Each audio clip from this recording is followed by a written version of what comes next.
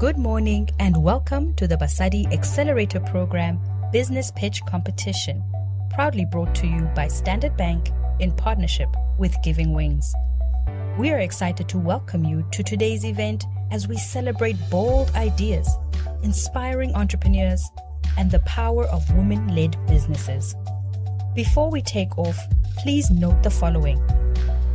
Place your cell phones on silent to minimize distractions. Kindly note that today's event is being streamed live, so we ask that you remain mindful of your movements in and out of the auditorium. So get ready for an exciting and inspiring experience. To lead us through today's event, please join me in welcoming your MC, Tato Morubane. Buckle up, your journey has officially started.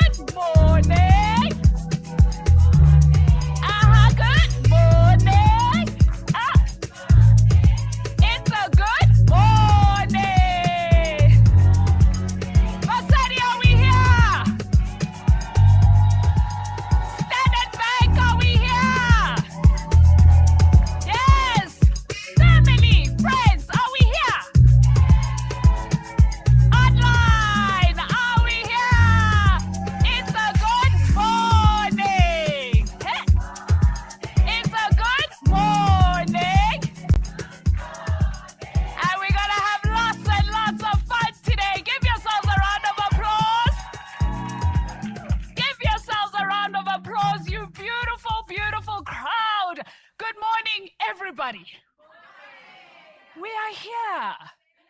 It's 2026. Yes, we've got accelerators here. Accelerators. We're accelerating this year. Good morning to everyone. Good morning to our online audience, our distinguished guests, our partners from Standard Bank, our Basali alumni. Can I get a woo-woo? We have our Basali alumni here with us as well. We've got family, we've got friends, and team, today is going to be a very good day. You know, when I woke up this morning and I was getting ready, and we teach this to our Basali, every single cohort, the importance of looking in the mirror. How many of us looked in the mirror today and we went, dang, I look good? Yeah, even our online team out there. I know you looked yourself in the mirror this morning and you said, even though I'm not going to be on camera, dang, I look good. Yes, we are all looking good today as we celebrate 2026, our Basali Business Pitch Competition. Welcome, everyone. My name is Tato Morubane. I am the COO at Giving Wings, and I am one of the leaders within our organization that is very much given that important responsibility of taking care of our Basali cohorts. And this year is no different. We are excited to welcome you all as we celebrate 5 years, half a decade. Yes. Half a decade of this amazing flagship program that is really, without the partnership of Standard Bank, we would not be here at all. So we are quite grateful for that. Please give them a round of applause. Yes, Africa is our home and we do drive her growth. So welcome, everyone. Just some understanding around the lay of the land. You know, when you invite people to your home, you've got to make them comfortable, right? Yes, and as the children always say, where's the Wi-Fi password? That's the first thing they say. They don't even say, hi, Granny. They don't say, hi, where's the Wi-Fi password, right? Yes, so you are able to join the network through our Standard Bank guest Wi-Fi. Please note you will need to register first in order for you to access the service. The next point, what do the kids always ask on the road trip? Mommy, I need the... that other one. Yes, so we've got all those facilities also sorted out for you. Please, if you need to make use of the toilet, it is outside on your way to the cafeteria, which I know some of you went past this morning. You will find it right around the corner, okay? So let's get started. We have our program on the screen for those who want to follow us in terms of understanding what will come next, even though I know we're all here for one thing, right? But we have a jam-packed program ready for you. Please make use of the QR code that is on screen. You can scan that. For some of you, it will also be on the table where you can scan. We will also be sharing photographs of today's event. We don't want to miss those moments. They will be captured, so you can also make sure that you scan that code as well. Are we excited? Are we feeling the energy? Hey, top 10, eh? Yeah, you know, we had our top 10 dinner last night, and the ladies were just uttering words of nervousness. I'm like, oh, you've got this. You've got this if you're running a business. You can stand in front of all these people as well as our online audience and truly share your message. So I'm looking forward to really traveling this journey with you today. It is going to be a good one. But let's talk a little bit around the purpose of this program. Why are we here? The Basali Programme, the Basali Network, is a flagship program for Standard Bank for female-owned businesses. We celebrate women entrepreneurs by supporting business growth, accelerating women-led businesses, and showcasing entrepreneurial excellence, creating opportunities for the next phase of growth, hence Accelerator. Many have asked, why did we move from development program to accelerator?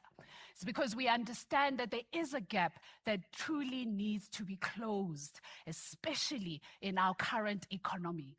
We know that as women are the architects of this nation.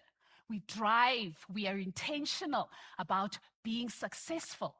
Hence, our accelerator program was born. The objective of the program is to bring on board women who are running businesses with a revenue of 1 million rands and up. Yes. Clap hands. They've done it. They've done it. They've done it. And with that in mind, these ladies have taken a journey, spending over 7 months with us in terms of giving them the necessary tools as well as the skills to not only elevate their businesses, but move forward and continue to impact lives. I've said we're celebrating 5 years, right? For half a decade. How many of us can say, hey, you know, we all know the stats, eh? Businesses fail. 20% of businesses fail within the first how many years? Anybody? Yeah. It's a difficult one to run, but we've continued to move forward with this program because we truly believe that in the importance of investing in women, equipping entrepreneurs with the confidence, knowledge, and the skills, and supporting our female entrepreneurs to build businesses that are not only sustainable, but most importantly, leave a legacy. So some of you might have asked yourself, we've seen this theme go around, yeah?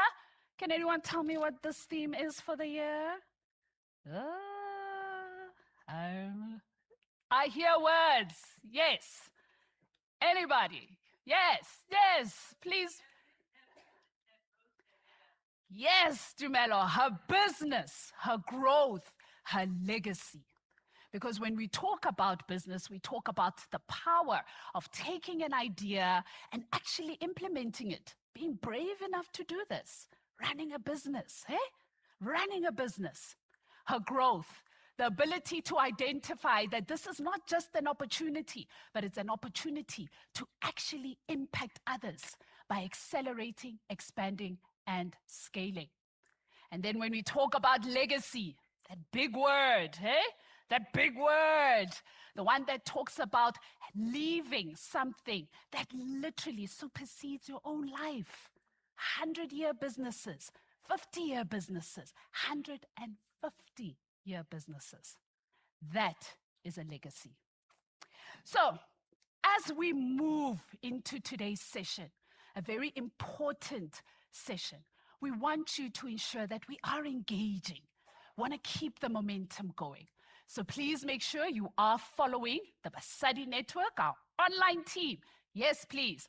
Let's continue to follow and support these amazing entrepreneurs. You will find us on LinkedIn as well as Facebook and TikTok, the Basali Network. We've got some hashtags for you today. We're in the hashtag season of life. Everything is a hashtag. And our first hashtag, please make use of it. SB loves SMEs. Yes, put that on. Standard Bank loves SMEs. Our second one is Basali Business Pitch Competition. And then our third one is our theme, the importance of honing that in. Her business, her growth, her legacy. And lastly, Basali. The last hashtag is our Basali Network. Okay. So, we're excited. Let us know if you're watching us live on YouTube. Where are you coming from? Which province are you coming from? We want to ensure that we keep engaging with you and keep the conversation going. Hey, you can even make use of those hashtags while you are online. Let's keep it moving. So before we get started with the formalities, it's been half a decade of impact. And we've been very intentional around how this program has impacted female entrepreneurs. Every single one of the entrepreneurs who have come through this program have come through with a dream, a business, and a challenge to overcome. Each one came with a willingness to learn and a willingness to grow. Their journeys remind us why this program exists. So, everybody, I'll ask that you please turn to your screen as we watch a short video that tells a story of who and what Basali is.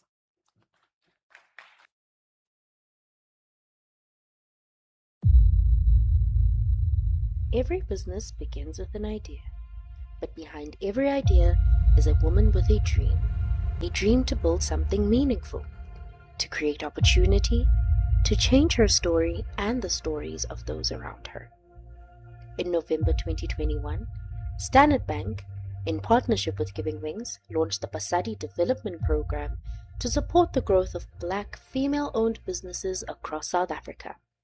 Basali, meaning woman in Southern Sesotho, was created to address a reality many female entrepreneurs know too well. Having vision and ambition, but limited access to the resources, networks, and opportunities needed to grow. From the very beginning, Basali was more than just a program. It was a promise that women would not walk their entrepreneurial journeys alone. This year marks 5 years of that promise. For 4 years, the Basali Development Programme laid the foundation for hundreds of female entrepreneurs across South Africa. Women from different cities, industries, and backgrounds came together to learn, collaborate, and grow. Through expert-led workshops, masterclasses, and practical business support, they gained the skills, confidence, and connections needed to build resilient businesses. As the entrepreneurs evolved, so did Basali. In its 5th year, the program entered a new chapter with the launch of the Basali Accelerator Program. Designed for established female-owned businesses ready to scale, the accelerator builds on the strong foundations of the development program, helping entrepreneurs unlock new markets, strengthen leadership, and accelerate sustainable business growth. The impact over the past 5 years has been remarkable. More than 1,300 entrepreneurs have been empowered through Basali, with over 445 women graduating from the program. Through the Basali Business Pitch Competition, Standard Bank has invested more than 6 million rand in grant funding to support female-owned businesses. Together, Basali alumni have created over 500 jobs, strengthening families, communities, and local economies. But the true impact of Basali extends far beyond the numbers. It lives in the entrepreneur who secured her first major client, the founder who expanded her team, the woman who found her voice, embraced her leadership journey, and realized that her dreams were within reach. Basali became more than just a business program. It became a community, a network of women who champion one another, celebrate one another, and continue to rise together. 5 years later, the vision remains the same while the ambition is even greater. From building businesses to scaling enterprises, from developing entrepreneurs to accelerating leaders, Basali continues to create opportunities for Black women to thrive. Because when women are empowered, businesses grow, communities prosper, economies strengthen, and futures are transformed. This is Basali.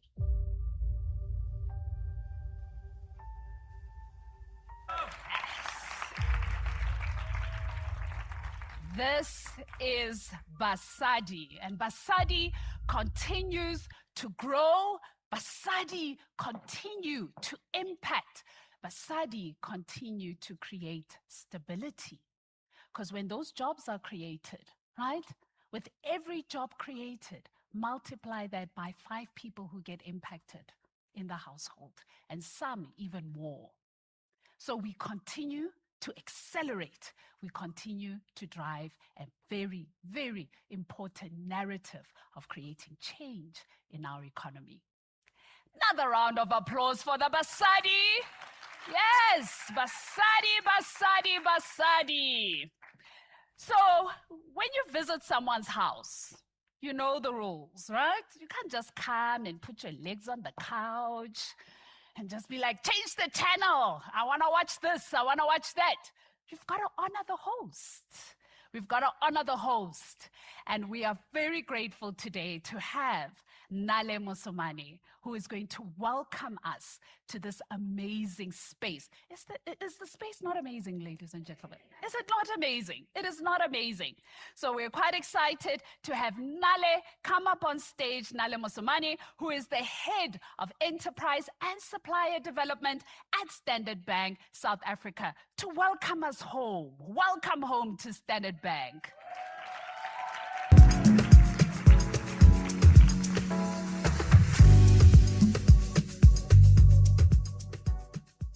Good morning, Basali. Sure, what a powerful video. You guys should have made me watch that first. Yeah, I think welcome to Standard Bank Group Leadership Center. As Standard Bank Enterprise and Supplier Development, we are honored to have you here with us today. This is our home. This is where we host our important delegates.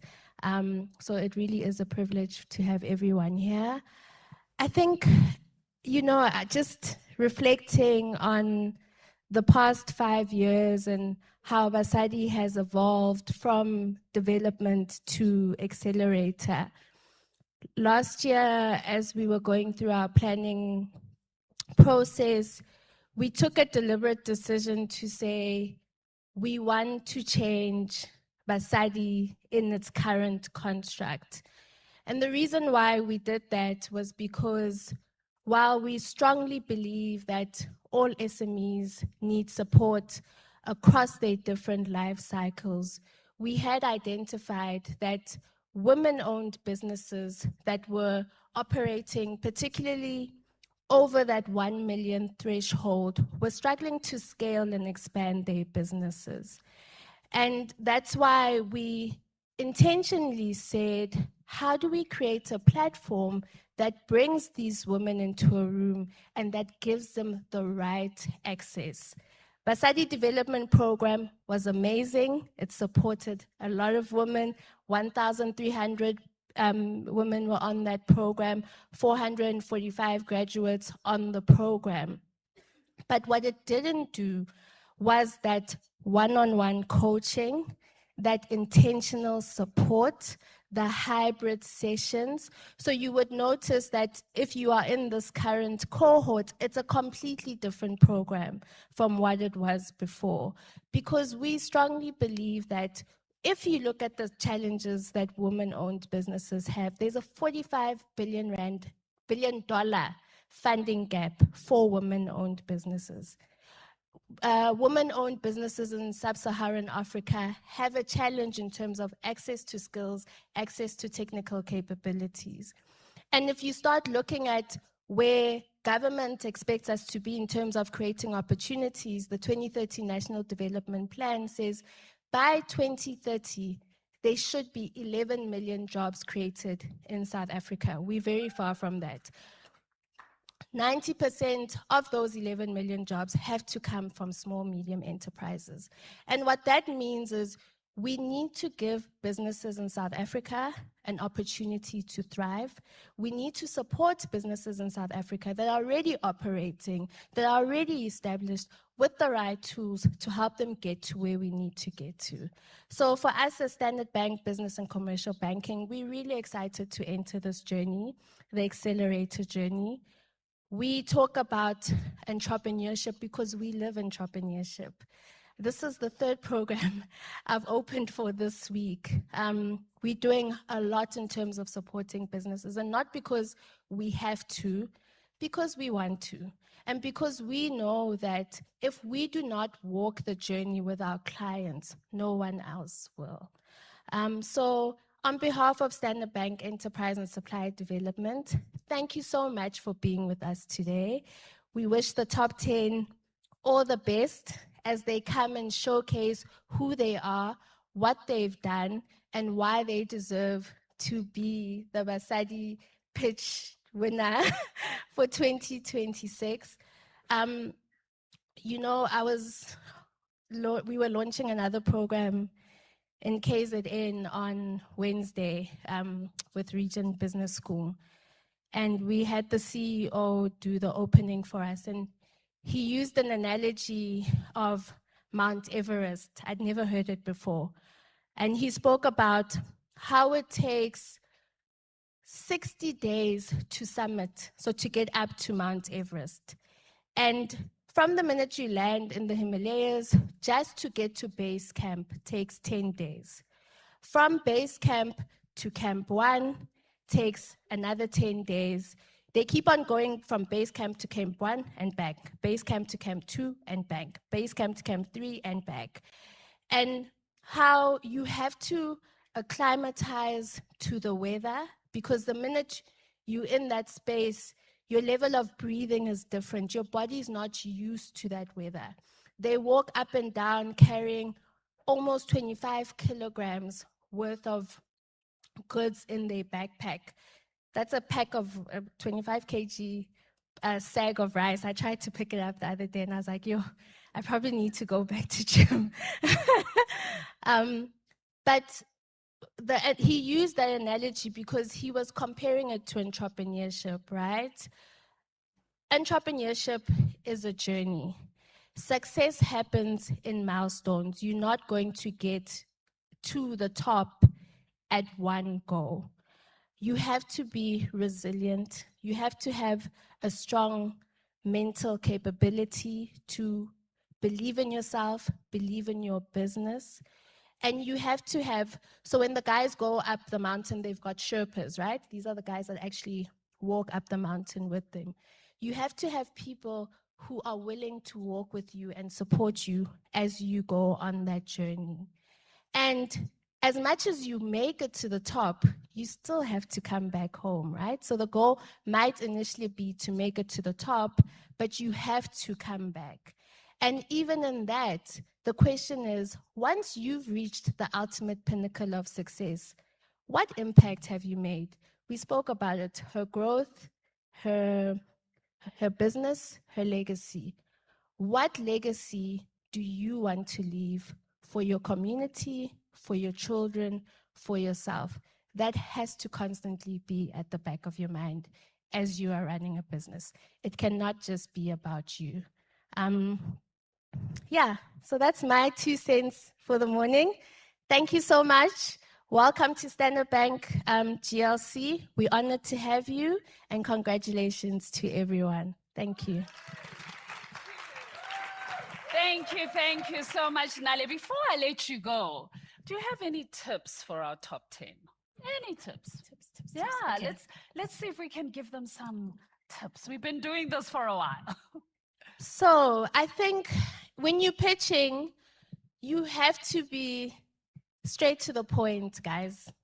Don't be fluffy. I started the business when I was sitting at home and my heart was, no, you're running the business.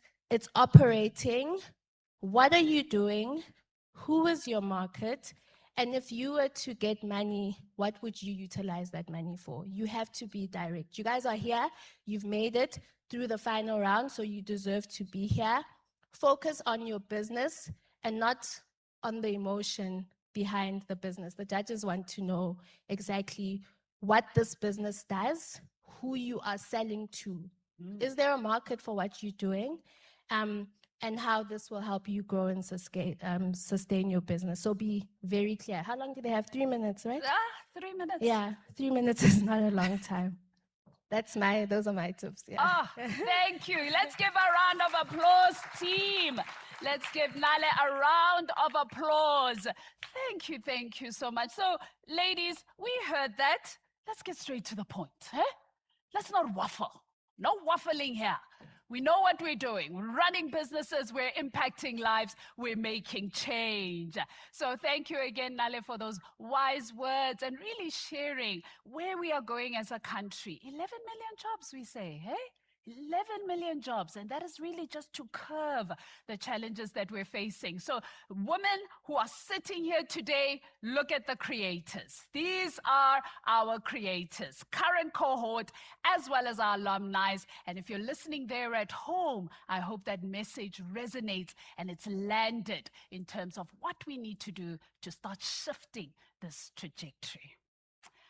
Okay, we're getting to the moment. Are we getting to the moment?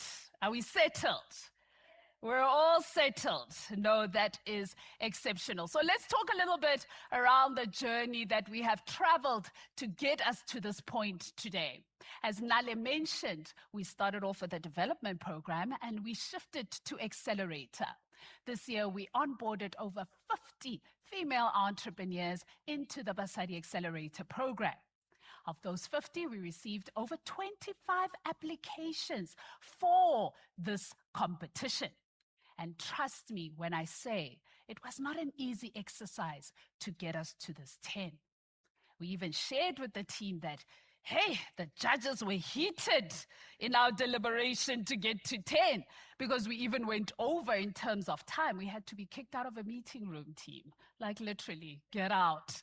And we were still trying to look for another space to deliberate. So that just shows to you how intentional we have been to get us to the top 10 that we see seated here today. So let's talk a little bit around how today is going to roll out. So our online audience, I hope you're also paying attention because our top 10 is just about to take the stage in the next few minutes. How we're going to do our engagement is, ladies and gentlemen, everybody, I have asked, please keep your phones on silent. Vibration is okay, but if it's on the table, know that it is going to make a sound. So I truly ask that we please try and keep it on silent. Each finalist will receive 3 minutes to pitch for their business. 3 minutes. Ladies, 3 minutes. There will be a sound that comes on, and when you hear the sound,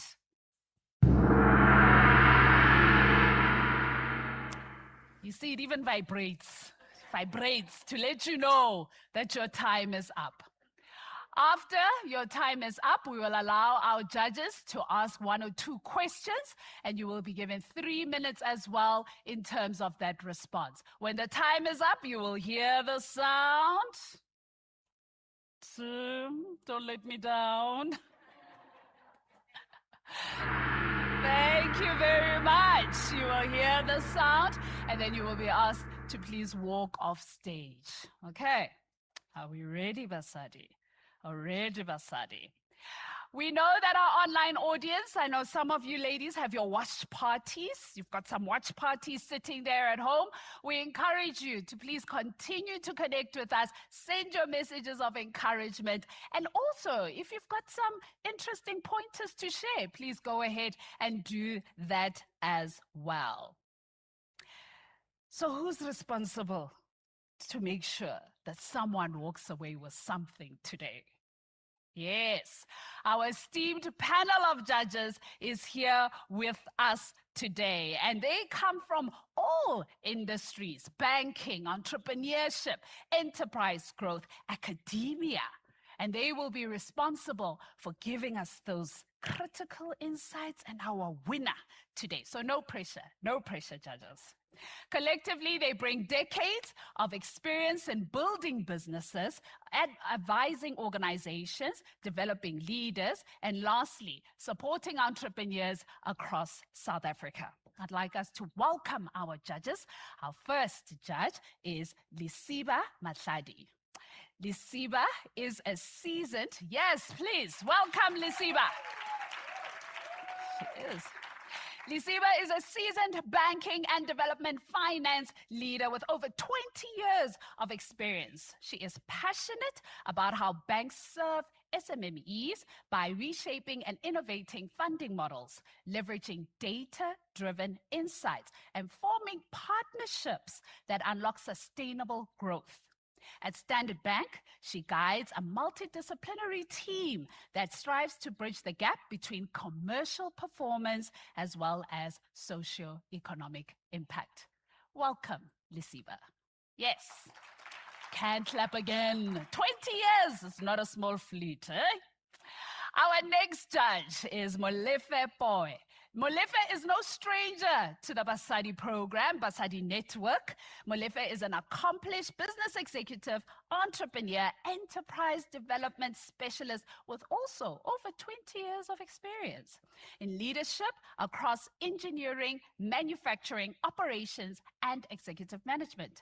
As the founder and CEO of Metamorphic Engineering, he has built a recognizable engineering business while mentoring SMEs, supporting entrepreneurs, and as well as developing leadership, strategic, and financial capabilities needed for sustainable growth. Help me welcome Molefe. We did say we're bringing academia. We did say we're bringing academia. So our next judge is Professor Manisha Moos. She is an accomplished academic researcher, entrepreneurship specialist with extensive experience in business management, strategic leadership, and entrepreneurship education. As an associate professor at the University of Pretoria, she supports the development of future entrepreneurs and business leaders through teaching, research, postgraduate supervision, and collaboration with government, higher education, and industry partners. Please help me welcome Professor Manisha Moos. Last but not least, ladies, you must smile when you see these people, ne? You must really smile. You must smile. You must be like, hey, Colgate smiles. Introducing our last judge, Tukisang Sene. He is a seasoned entrepreneurship development specialist with strong expertise in business incubation, SME growth, enterprise development. As the founding director of Mosane Group, he has advised and mentored over 750 SMEs and social enterprise across Africa while designing programs that strengthen strategy, leadership, as well as sustainable business growth. Please help me welcome Dukisang Siene. These are our judges for 2026. Ladies, are we ready? Well, ready or not, we're here. Time is ticking. Ready or not, we're here. So these amazing ladies that we have with us today, our top 10 finalists, they are not just pitching. They are not just pitching. They are sharing their visions, opportunities, impact, and they need to create legacy businesses. Everyone in the room and to our online audience, please help me as I welcome one by one, just wave, ladies, from where you are, our top 10 finalists for 2026. Starting off with Siene Kanyane from Swarisarang Projects. Siene. Our next one is Stevens Molepo, Limpopo Auto. Our next finalist is Octavia Ntembu from KJZ Financial and Advisory Services. Our next finalist is Sinenhlanhla Vilakazi from Vukagwanele Marketing Agency. Our next finalist is Rotondwa Musita from Trash Converters. Then we have Angel Ndaba from Modau Group. Our next finalist is Fulufelo Monai from Enviro Cover. Then our next finalist is our doctor in the house, Dr. Ntanga Mwabanzi. Molecular Imaging and Therapy. Our next one is Marcia Mandisi Mabazo from Masambe. And then our last finalist is Innocentia Silepe from Multi-Success Supplies. Now, to learn more about our amazing Basali and their businesses, if you've scanned the program, we have had the program up and we will continue to bring it up again. Please read through their bios. Their links are also available on our digital platforms for you to click through and see what their businesses are all about. Finalists, are we ready? Are we ready, finalists? Yes, the moment of truth has arrived. I still encourage you, please, let's keep the conversation going with our hashtags. SB Loves SMEs, Basali Business Pitch Competition, her business, her growth, her legacy, and the Basali Network. Keep following us as well on YouTube. So, getting ready to call up the first finalists. Yes, GLC, are we ready? Online, are we ready? Yes, I know, we speak on behalf of the online. We know. So let's get our first finalist up on stage, calling forward Siene Kanyane, Swarisarang Projects.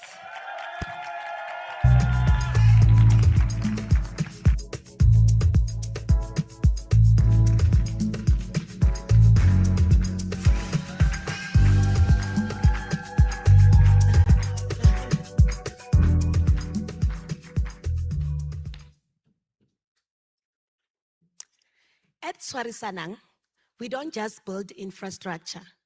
We create solutions that keep industries moving. Good morning.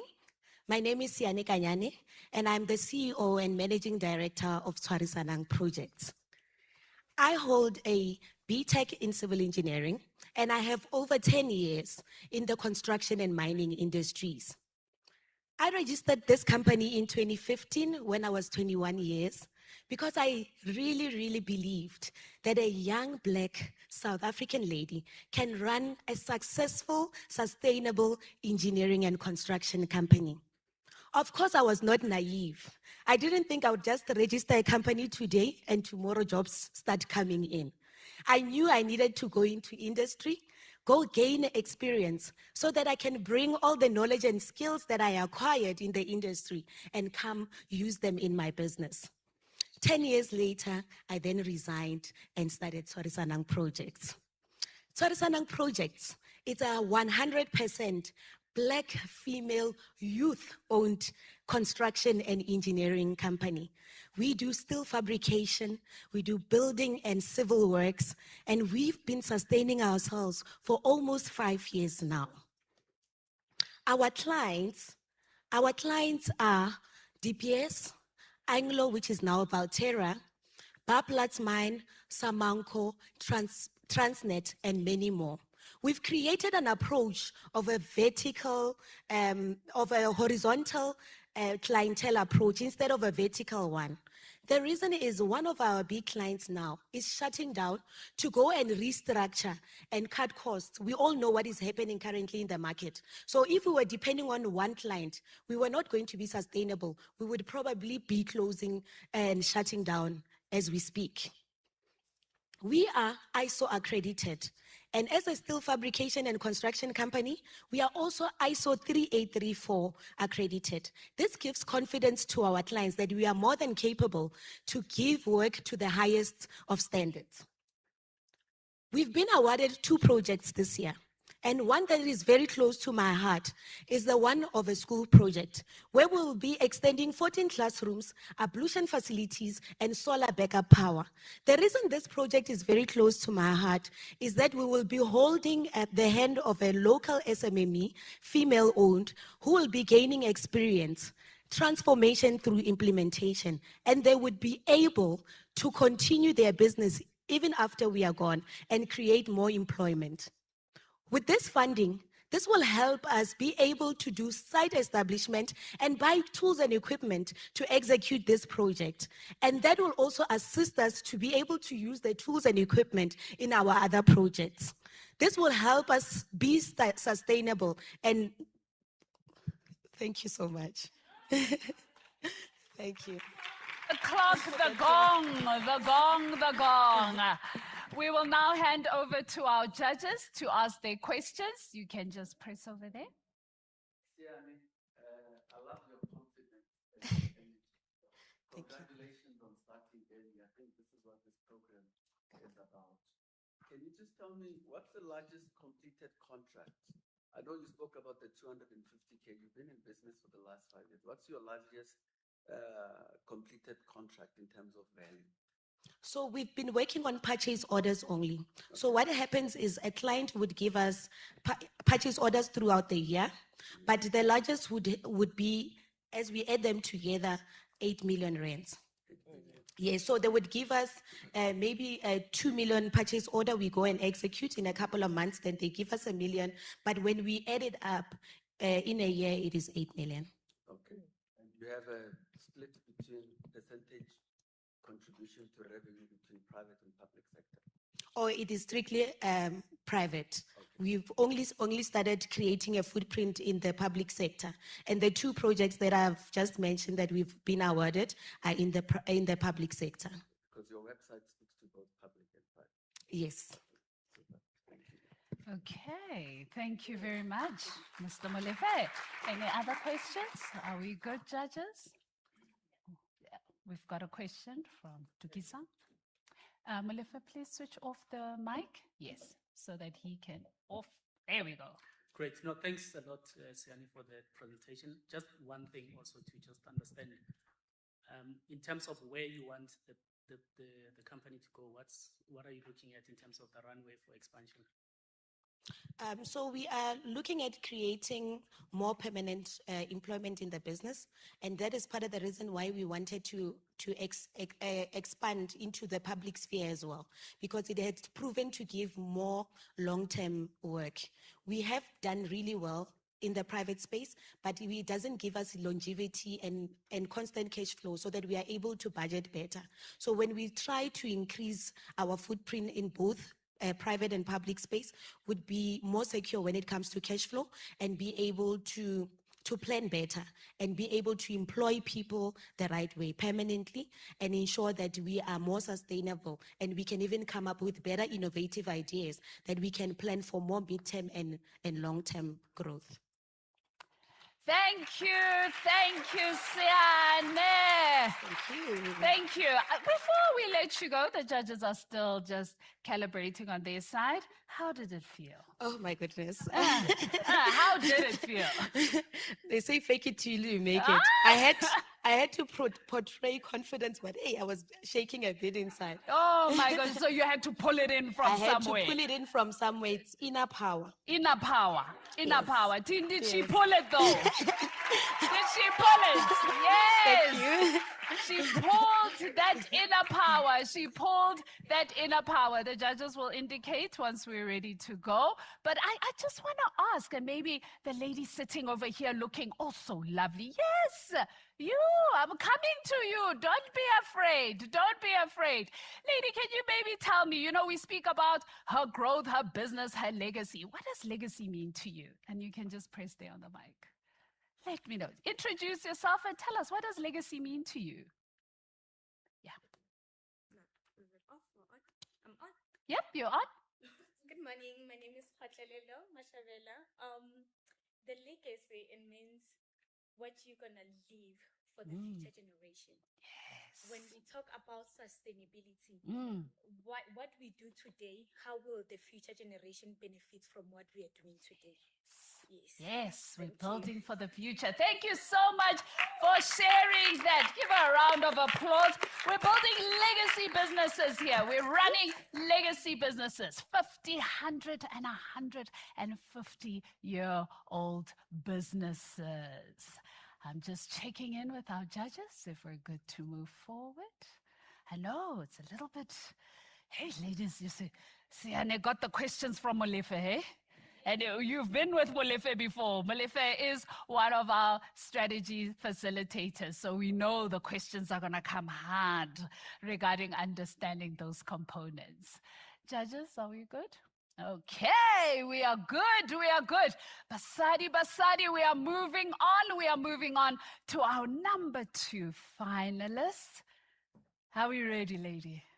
Are we ready? Okay, calling on to stage, Ka Stevens Molepo from Limpopo, Auto.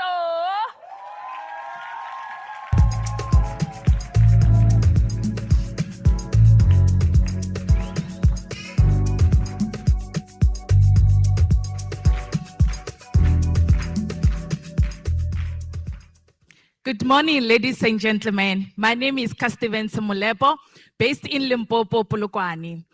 I am the CEO of Limpopo Auto. I've spent the past 5 years in the industry where women are often underestimated.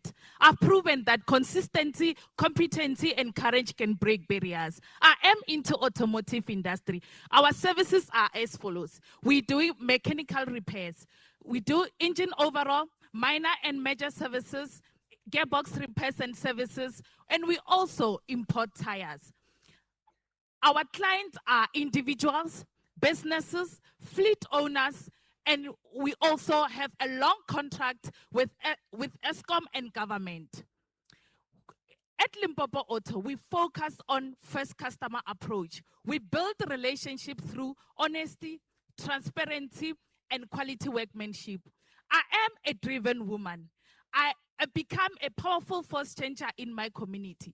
We've managed to create a job and uplifted families.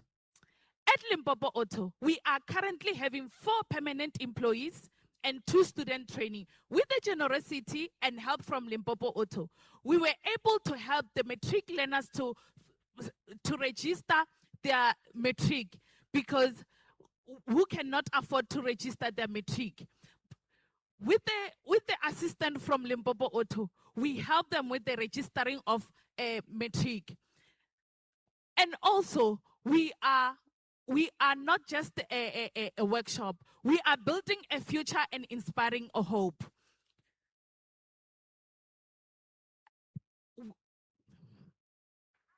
And also in Limpopo, with the funding opportunity from Standard Bank, we would like to finish our wheel alignment machine because wheel alignment machine is very important to us. We are currently outsourcing these services. We are losing approximately plus minus 30,000 per month. With the funding opportunity from Standard Bank, we will be able to create more jobs and uplift more families. With this funding opportunity from Standard Bank, we will be able to create more job opportunities and uplift families. This help, it will not only grow Limpopo Auto, it will also inspire power a young woman-owned business in the automotive industry. And we as women, we are here to show that we are not limited and we are capable. Thank you. Woo! A woman in the automotive industry. I'm going to hand it over to our judges. Judges, we have 3 minutes for your questions. Yes, Lisa. Hi, thank you for that delivery, beautiful delivery. Thank you. I just wanted to find out, so what sets you apart from your competitors? So if you look at your environment where you're operating, who else is doing the same thing, and how are you attracting the clients to come to your operations? What set me apart from my competitors is I'm a woman in the automotive industry where the business is mostly dominated by men. And also, we are playing a very important role in our community. We are helping the matric learners who cannot afford to do the registration fee. We help them to register for the first year. Then after that, we also give them the learners from FET a free training in Limpopo Auto. Remember, some from FET, they've got the skill, but they don't have the practical work. Me as Buitumelo from Limpopo Auto, this is what I do. I provide a free training to student learners from FETs.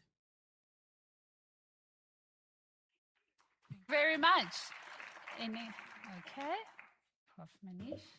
Thank you very much. Full of energy. You keep on mentioning that you would like to create more jobs. So if you have to put a number to more jobs, what did you have in mind? Thank you. Come again? The number of jobs that you have in mind, because you said you're going to create more jobs, but what number or figure would you like to add to it? The figure. For now, I would add at least, if I can get 1 million, because I've got the project that is hanging, wheel alignment machine. I'm losing 30,000 every month because I'm outsourcing the services. And also we need to implement the tire fitment as well because I'm into mechanical repairs. Okay. Thank you, Stevens. Oh, we've got 57 seconds, 57 my seconds. judge. Thank you. Memolepo, thank you for your presentation. Thank you. If you read reports in the media, they're telling you that there's quite a substantial growth of Asian brands, number one, and number two, there's a move in terms of purchasing what they call new energy vehicles, moving away from your normal petrol vehicles. So what are you doing as your organization to position yourself to be able to play in that space where you can be able to repair what they call new energy vehicles that use electricity or a hybrid? The part of my ask is to get an upgraded diagnostic machine because it will also help us to pick up the problem on the vehicle quicker and it also reduce a turnaround time on our side. Okay, thank you. Thank you. Let's give her another round of applause. Well done to you. Well done to you. So we've spoken about having watch parties. Did you tell anybody about your experience today? That could be online to come and watch you. Do you know anyone? Yeah, who might be? My husband. Yes. My team at Limpopo Auto. Yes. Thank you so much for the support. I really appreciate it and I'm going to make you proud. Oh, but well done. Well done. But I think you forgot one person who's not in South Africa. but made it a point to make sure that she is online to watch you. Do you want to guess who might be watching you right now?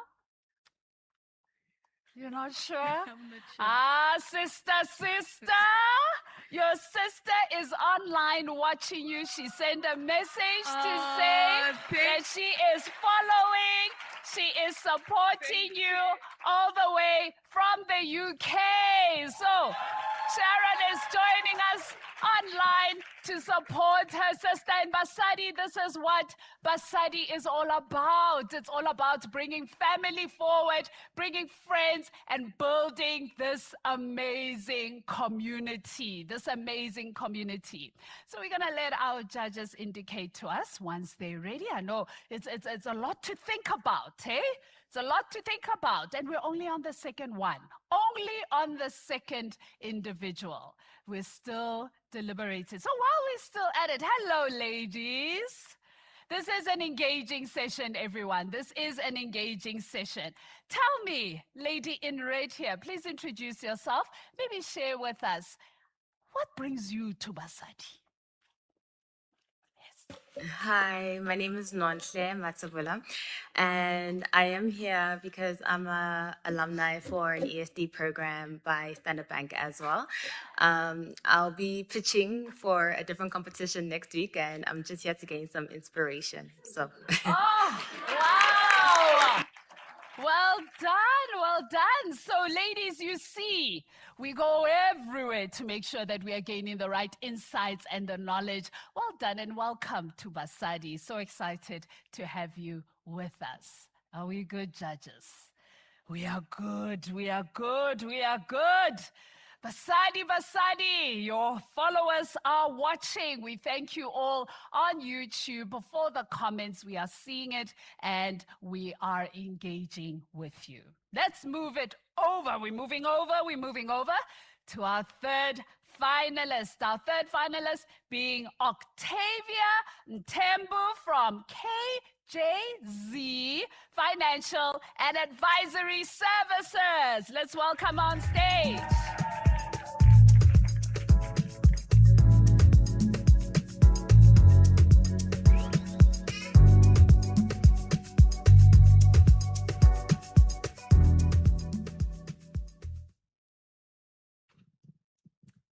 We are KJZ, and we believe in building businesses and empowering young finance graduates. Good morning, everybody. My name is Octavia Mtembu. I'm a professional accountant and a tax practitioner. We are a business consultant firm, and we are based in Midrand. We provide tailor-made accounting and taxation solutions to SMEs and individuals.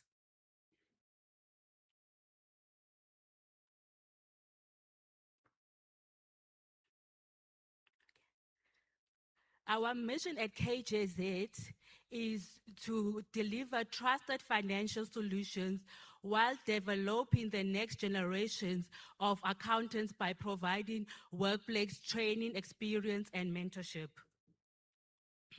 The problem we identified at KJZ, the first one is that many finance graduates do not have the experience to get employed. Therefore, at KJZ, we recruit them into paid internships and provide them with workplace experience, mentorship. Another problem that we have is that many SMEs do not succeed or miss out on opportunities because they are overwhelmed and they do not have enough funds to afford affordable accounting and advisory services. Therefore, we come in at KJZ not just as your mere accountants, but we come in as a financial partner within the SMEs businesses, and we provide them with affordable accounting and taxation services. The impact we have done so far at KJZ is, since we started, we have had 20 interns within our organization.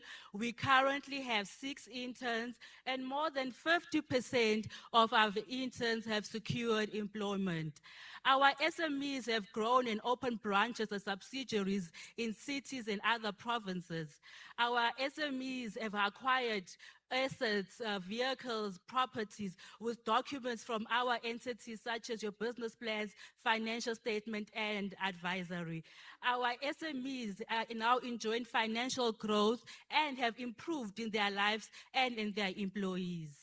The growth vision and funding. We then request 250,000 in order to improve where we are currently. And this will be splitted by interns, marketing, building, software, so that we can grow our interns and even introduce a holiday program for school learners as they've been requesting, and also develop ourselves professionally to provide more enhanced advisory services to continue assisting our SMEs and individuals to grow in accounting and compliance and taxation. Thank you.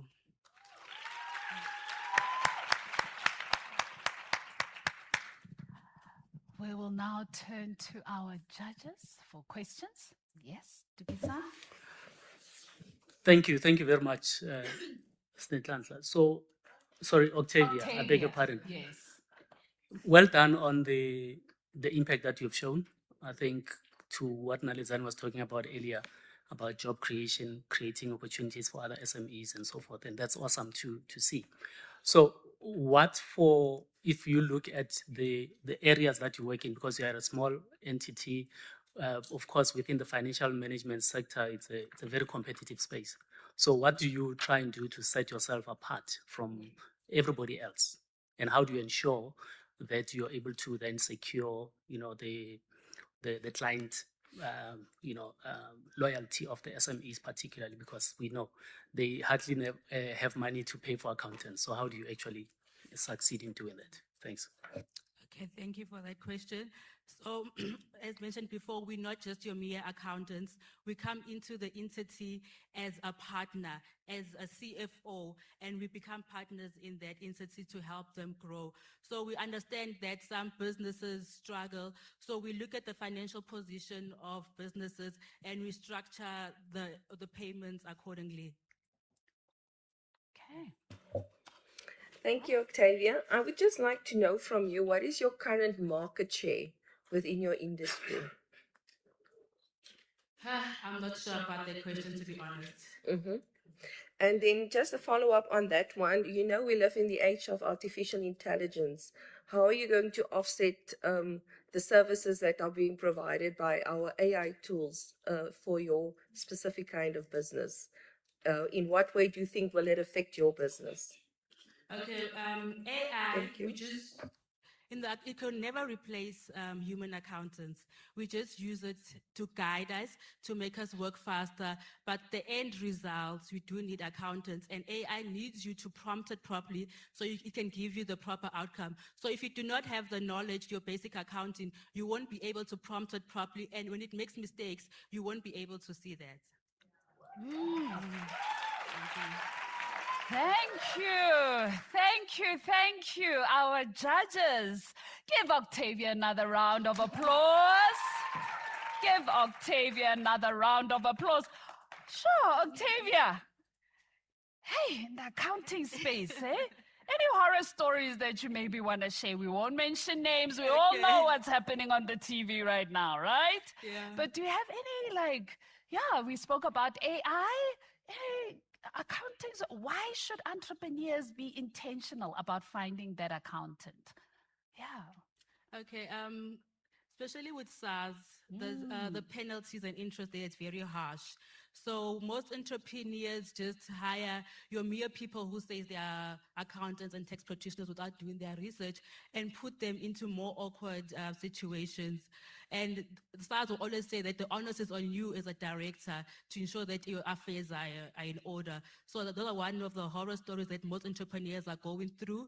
They go for your cheapest and your people that don't have much knowledge and incur heavy fines. Yeah. Thank you, Octavia. So let's not trust chat. Let's not trust chat with our accountancy. Thank you very much. Well done to you. Well done to you. And we're keeping it going. We are keeping it moving. So, judges, We're still, okay, we're still thinking it through. Let's talk a little bit with some of the people in the audience. You know, I'm looking for a former Basadi. Do we have a former Basadi? Do we have a former winner? There she is. Hello, Zanele. Welcome, welcome. How are you? I'm fine, and you? I'm well. Maybe tell us what brought you here today as a former Basadi. So I was on the firing line last year. I stood there and at that stage, and I know how it feels like. I'm just here to support my fellow sisters, and I'm rooting for all of you.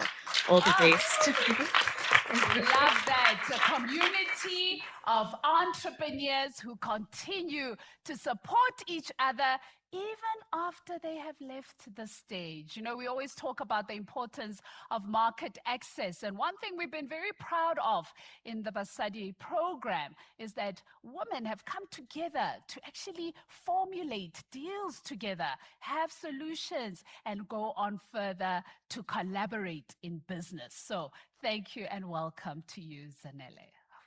Okay, we are moving right along to our fourth finalist. I'm going to call up Sinenhlanhla Vilakazi from Vukawanele Marketing Agency.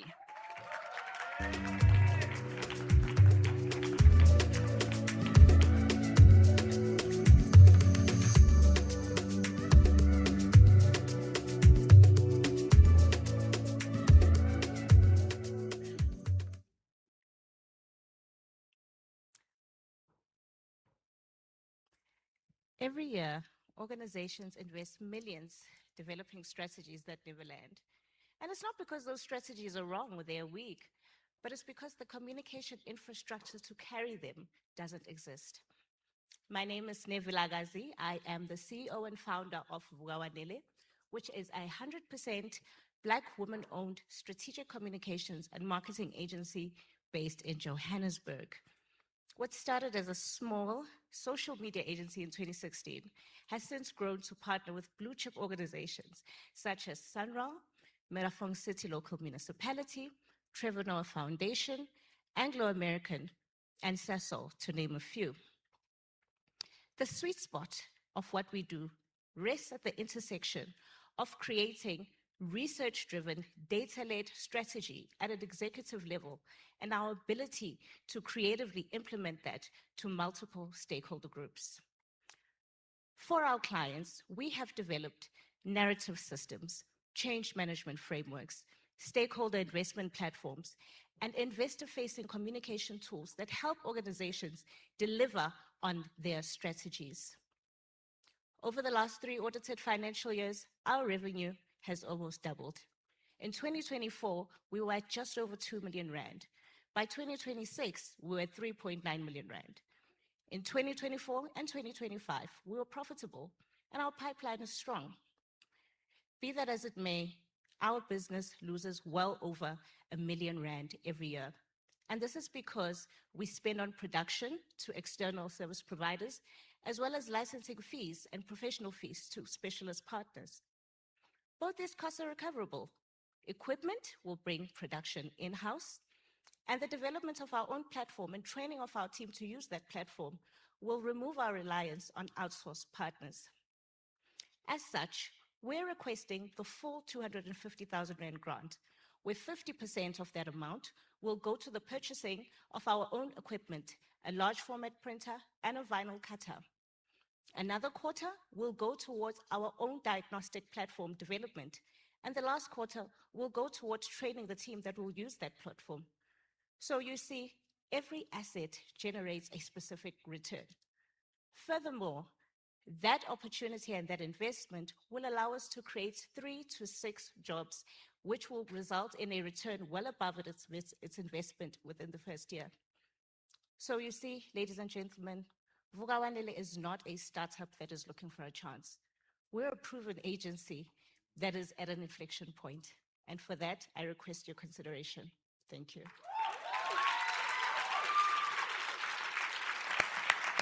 Well done. Our judges? Sinenhlanhla, thank you so much for such a powerful presentation about your business. Thank you. The nature of your industry is such that, for the most part, your revenue is generated with project-based clients versus recurring revenue. So how are you making sure that you maintain a healthy pipeline of project-based, but also keep a healthy number of customers that are giving you recurring revenue? Thank you for that question. So, yes, we've now developed a strategy where, given the direction that we want to take, yes, we're positioning ourselves as an agency that is, targeting government parastatals, companies within renewable energies, and those big organizations. But at the same time, we still have services that cater for organizations that are within the smaller, okay, not smaller, but a different pipeline besides those ones, because we've got the skill to cater for them. So, yes. Okay. Right, around market expansion, and I think it ties into what he's just asked, right? And congratulations on the clients you've been able to secure so far. So how do we scale this? Are you feeling like at this current stage in time, you're at full capacity in terms of the projects that are coming? Or is there still a gap to expand more? What does that future look like for your business? Well, I'm proud to say, as I mentioned, our pipeline is strong. We actually have a 5 to 10 year contract, which has already been secured within a government parastatal. And we also have another contract with Gauteng Tourism. So our pipeline is strong, but looking at the platforms that we are now developing, which are AI powered and diagnostic tools, we're actually in a good position to expand even further, because that's what we've seen the market is requesting from us. So we are pretty confident in terms of our ability to serve the market and grow within the market. Yeah. So maybe just a follow through on that. A lot of the stuff from a marketing perspective can now be generated by AI, various tools working together. How do you mitigate, that competition coming through? I love that question because the approach that we use to marketing, we don't just look at external facing and pretty looking documents, but what we do, when I said we are driven and data driven, is that we use AI powered tools to shorten the process and to actually drive real insights from. They are driving insights. Well done. Well done. Well done. Well done, Sneh. Sneh, what was, did you get any advice from home before you came today? From home. Anyone at home gave you any advice? Maybe you want to share that with us. What did they say? They said, just go and speak about what you do. This is in your blood. It's in your blood, eh? And did she carry it? Yeah, she carried it. Well done to you, Sneh. Please grab a seat. So while our judges deliberate, I saw someone jump up there, Sneh. I saw a jumper.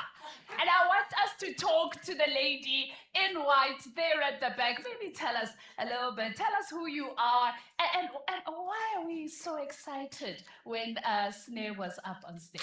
Who are you? Just press there. Yeah. Oh, hi, everyone. Can we press again? I think there is a mic on by the judges. Is there any mic? Yes, there we go. Yes. Oh, hi, everyone. My name is Ruko Dise, and I am Usnenhlanhla's daughter. So, yes, she invited me here to be her +1. So, I was just jumping up and down because we're at home and she was practicing her pitch to me. And I was able to give in my perspective on how her pitch is going to go. And I was just jumping up because she did so well. Everything that we practiced, she did it amazing. And I'm super proud of her. And I'm super inspired by not only her, but all the top 10 finalists in here. So yeah. So are you the lady who gave the advice? It's your business. You know it. Just do it. Well, I wouldn't necessarily say that I gave advice, but You are coaching. 2 cents wami, 2 cents. We put in the 2 cents and the 2 cents is working. Well Yeah. done and welcome. Welcome. Excited to have you with us. And the encouragement does not stop. The encouragement is not stopping our online community. Wishing you all the best. We've also got some messages coming through. I don't know, Sesiwe Tumelo. Did you just call the village? Hey, the village is busy. The village is busy online. We've got Solomon who's saying all the best, all the love from Cape Town. Solomon is watching us from Cape Town, really wishing her all the best, all the best. Judges, are we ready? We are moving. Basali, are we seeing our sisters on stage? Sisters are making magic here. Okay, so we are moving on to our 5th finalist, calling onto stage Rotondwa Musita from Trash Converters.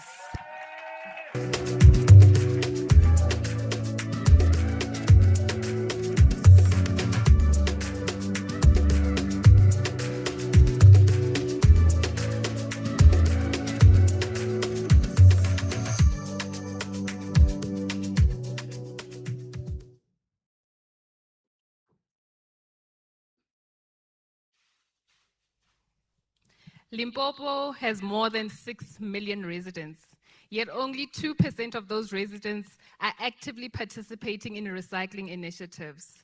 Yet, however, we only have 12 businesses that are formally registered and processing our waste locally. Instead, what do? We buy our waste, we collect it, and we ship it to Gauteng and buy it back as expensive packaging products.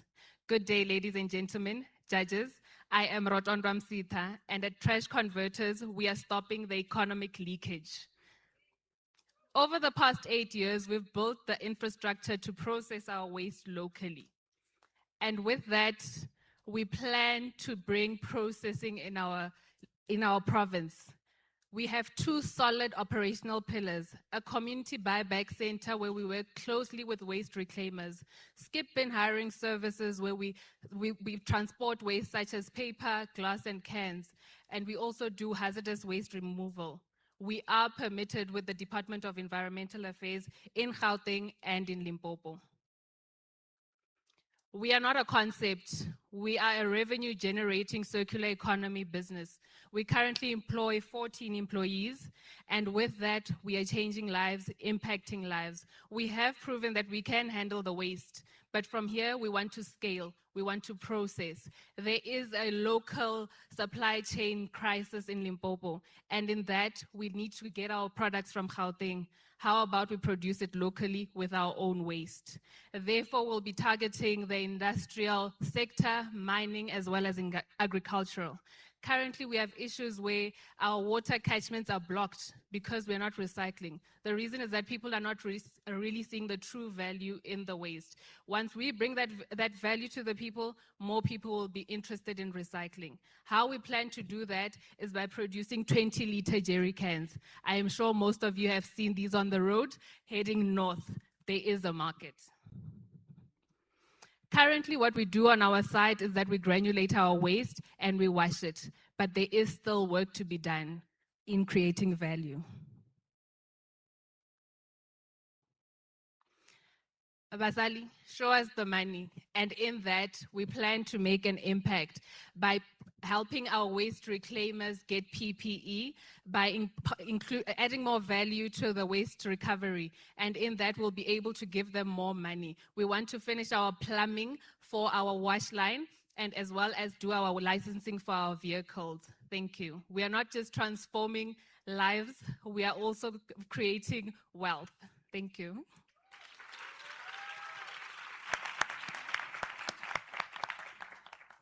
Our judges.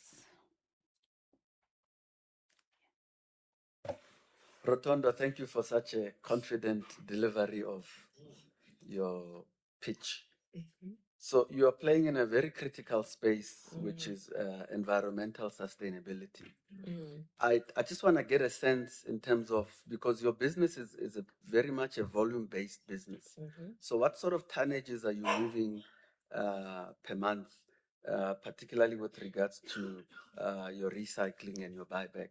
But also, can you also talk to us a little bit about the amount of money that you're requesting? What sort of projections have you seen? Have you done any sort of revenue projections in terms of what you are likely to make should you get the funding? So, in terms of the waste we are moving on a month-to-month basis, we are moving no less than 200 tons. With that, it's inclusive of building rubble, as well as the plastic, paper, and the cans that we do on the recycling end. And so with that, those are the tonnages we are moving. And then in terms of the ask, the numbers we've done is that once we've gotten the blow molding machine, we'll be able to generate 1.2 million from the sale of this, as we are looking to sell them for 80 Rand per unit. Great. Thank you very much. So who are your current clients? Who's buying from you? And what's the revenue like currently? So our current clients are Impact, Adaf. We also sell to the Chinese and Indian market. So there's Yun Plastic, there's Ninda Chemical Fiber. And our revenue with that is that on a typical load, we're looking at nothing less than 80,000 Rand per load. Or per load, so per month? Per month, we're looking at about 400,000. 400,000, okay. And the waste pickers, are they contracted to you, or they get paid as they drop off per? How do you pay them? So they're not contracted to us, but we have a pipeline in terms of we know who they are, we have their data, and we work with them. And whenever we need to do social impact activities, we also work well with them. So that's why when we win together. All right. If there's nothing else, but safety, from a safety perspective, how do you ensure those are disinfected and can be reused safely? These. So because these are not for food, it's for chemicals as well. So it's not for food processing, so it doesn't need to be to qualify as for food grading. So in that, we'll be able to do tests with SABS. So over time, once we've gotten the money to do that, we plan to do SABS testing on our own product. This is not ours, but just a projection of what we're looking to do. So with the funding, we'll be able to use our own stock feed as a footprint to then manufacture our own 20-liter jerry cans.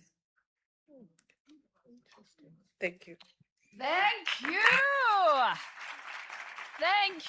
Thank you, Rotondwa. Maybe share with us, what has this business taught you about resilience? It has taught me that it's bigger than us. It's not about me. It's about the people we serve. And even on days where it feels like, wow, I should give up, I look out and I look at the people that we are assisting and changing their lives. Assisting and changing their lives. Big round of applause to Rotonda. Well done, well done, well done to her. Exciting times. Female entrepreneurs moving into different industries. And you know, Basali are not afraid, eh? Basali are not afraid. Basali will walk into any industry and they will make the necessary shifts. So in the room, we do have a couple of our Basali with us. Ndibo, welcome. Please introduce yourself and tell us, in terms of your experience, what have you learned from having been a Basali alumni?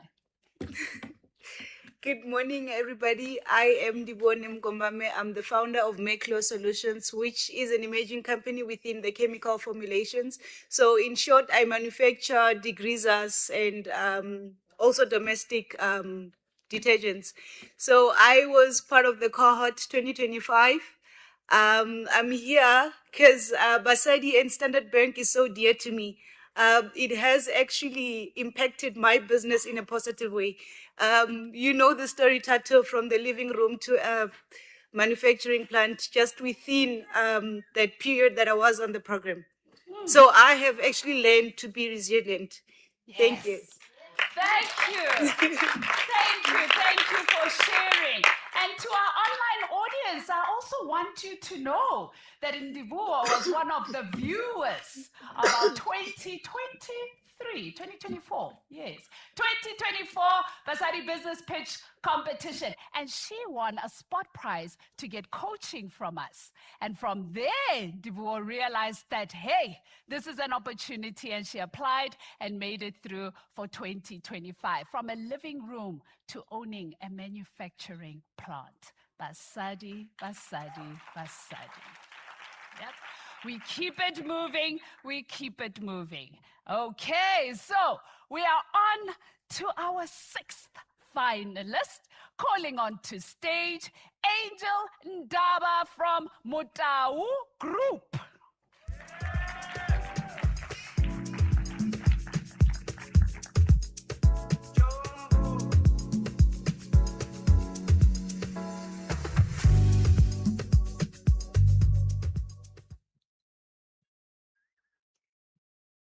Picture this. It's the middle of summer and a commercial building air conditioning system fails. Or it's winter and a heating system shuts down. Productivity drops, operational costs increase, and businesses are not productive. This is where Mutau Groups comes in. I am Angel Ndaba, the founder and director of Mutau Group, a level 1 triple BE 100% Black women-owned business. Mutau Group is ISO certified with quality management systems, environmental health and safety, and occupational health and safety. Mutau Group is an HVAC, heating, ventilation, and air conditioning company that provides climate control solutions to industrial, commercial, and domestic clients.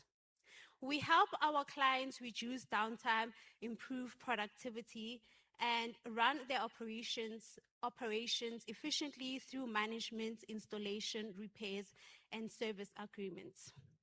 One of our key clients is Tungela Mine, alongside other residential communities that we've supplied in Mpumalanga. Through these partnerships, we have achieved significant growth and revenue increasing by approximately 40% in 2024. In 2025, our revenue declined by around 10% due to operational changes. As a result, our creative growth approach, we focus on expanding our service offerings, investing in equipment and training technicians, as well as building strategic partnerships. With funding support, Mutau Group plans to acquire modern HVAC engineering equipment, train technicians, and strengthen our marketing and brand visibility through strategic marketing and business development. This will increase our capacity to achieve greater contracts, as well as expand to new markets and to create employment by offering learnerships to young people from TVET colleges.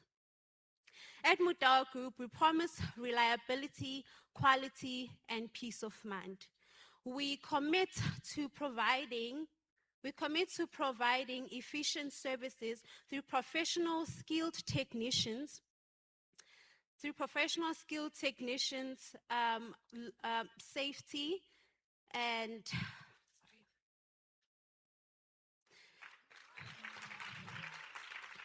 at Mutau Group, we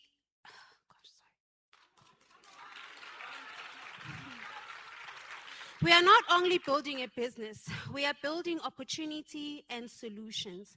We are ready to move to the next level, and we hope that you can go with us through this journey. Thank you.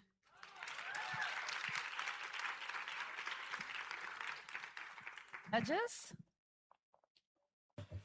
Yes. Angel, thank you very much. Interesting industry that you are in. Just a question on your financial projections, your funding, what will you be using it for? And then also you mentioned something about partners. I'm just interested to know which partners do you have in mind to take you, that you would like to take with you on your scale-up business opportunity. Thank you. So in terms of partners, we currently have Tungela Mine and would like to acquire even more contracts so that we can achieve our goal of achieving more clients and being able to have a sustainable business. Please repeat the second question. We just wanted to know how are we going to use the funding? We're going to be using the funding to acquire modern HVAC equipment as well as train skilled technicians. Okay, thank you very much. Angel, thank you for that powerful presentation. I think you and Rotondo, you play in environmental sustainability space. I'm not sure if you are aware. So the question I want to ask you is that, are there any initiatives that you are undertaking in your business to help your clients reduce their energy costs? Because if you look at the trend in the market, and also if you analyze a lot of your client base's costs, electricity is one of the big drivers, and air conditioners are a big consumer of that. So are you introducing any products to try and help your clients reduce and lower their energy costs?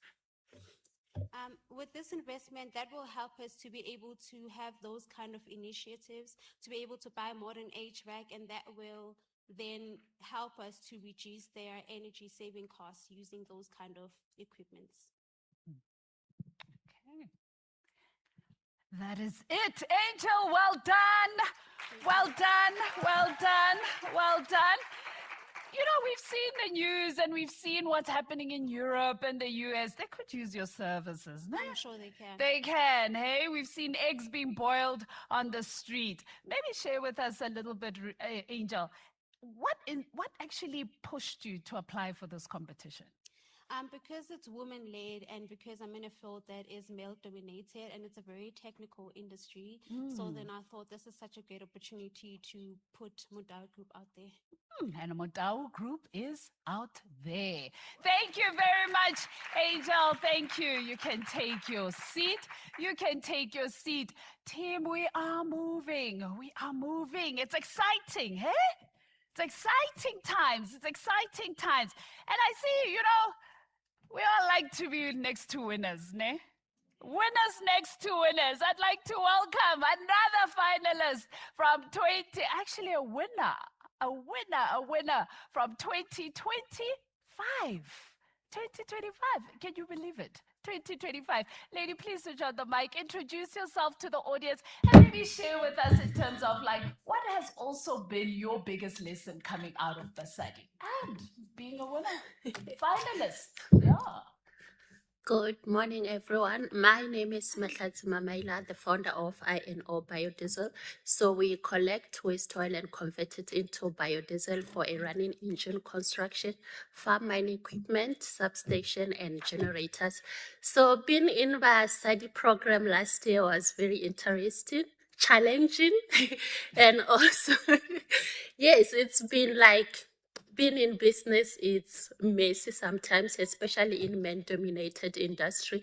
But like being in a group of women in business, it has been like a great exposure in how we facing the challenges as women and how we lifting each other, like in partnership, collaboration, and in growing each other's business, taking each other to the next step. And because the pie is bigger than us in the industry, so like the impact we're making in the community, collaboration as women to women, and growing each other's businesses. So like partnership and collaboration has been my biggest lesson in the Basali, like ignoring the competition, but not competing, being in there, in the collaboration with my sister. I was with her, she's also a winner, and building a sustainable business beyond local impact. So thank you, Basali and Standard Bank. Basali.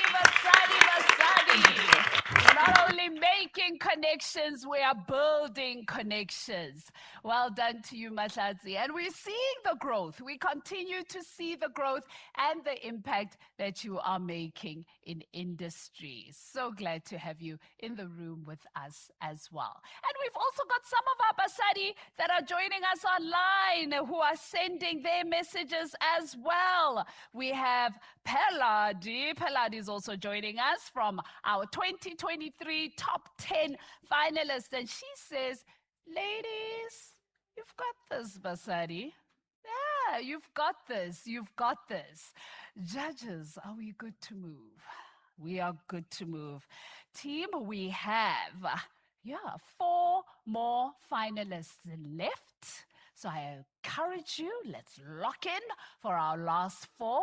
And bringing onto stage, I'm very excited. Welcome, Fulufelo Munyai from Enviro Cover. Welcome, Fulu.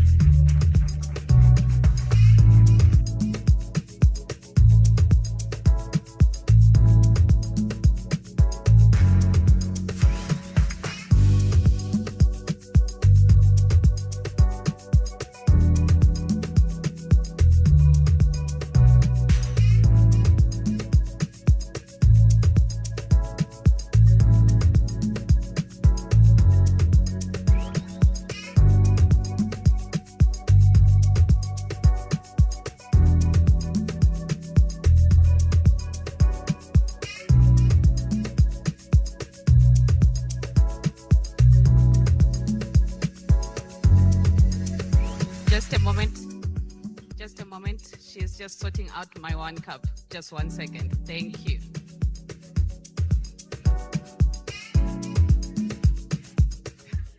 We're taking it back to high school. How many of you remember your chemistry classes? Yeah, playing with potassium. Who played with potassium? Like to see the smoke. Like to see the smoke. Yes, that purple smoke. So let's just give Fulu a minute just to sort it out. DJ, hit us up with that good morning song, hey? Let's play our good morning. It is still the morning after all. There we go.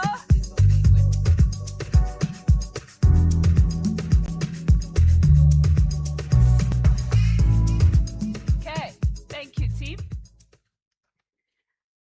3 of these glasses, we got 2 which are contaminated and 1 that is safe to drink. Which one are you picking for your drinking water? I mean, it's not easy to tell. 3 years ago in Hammanskraal, we lost more than 50 people because of drinking contaminated water. They didn't drink water that looked like this, but they drank water that looked like this. The frightening part is it can happen to you or me. Ladies and gentlemen, my name is Fulufelo Munyai. I am the founder and director of EnviroCover. I hold a BSc honors in environmental sciences. For over 10 years, I've been operating in the environmental spaces and water quality monitoring. It's human right to consume clean water every day. But it's difficult because we cannot see contamination via our own naked eyes. This is the reason why it is essential to test water. Municipalities need it, households need it. Construction company, water board, household, people who own borehole, you all need water testing. But the biggest challenge here is not opportunities, it's the lack of capacity. In EnviroCover, we use aquaread technology to test for water. We come to your site, we test water, we give you results, we analyze it, and we give you solutions on how to restore your water.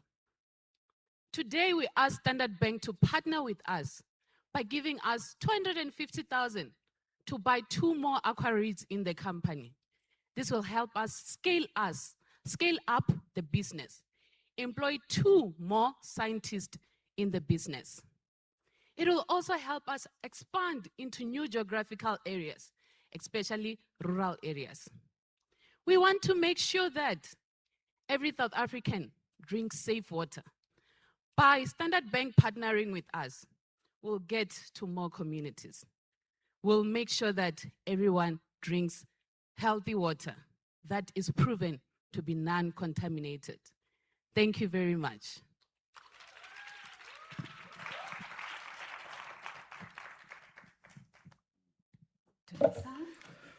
Thank you, Fulufelo, for that presentation. I just want to get a sense of currently, what's your market share? Who are your current clients, and what sort of value of contracts are you able to fulfill for them?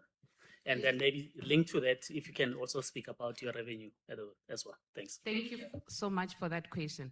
I am proudly standing here. I've been awarded a contract of 1.6 million by WHO Construction. They are operating a 75-kilometer stretch of pipeline in Mugopane. It requires us to provide 3 scientists on the job to test water on a daily basis. So to answer your question, WHO, TREC, Sanral, municipalities, those are our customers. Currently, in 2023, we saw a turnover of a revenue of 2.4 million. And we saw an 85 increase in 2025 while we set at 4.4 million. So that is our revenue growth. And the projection of this machine, if we're to get 2 machines from Standard Bank, the projections are sitting at 6.2 in 2026 and 8.2 million in 2027. Thank you.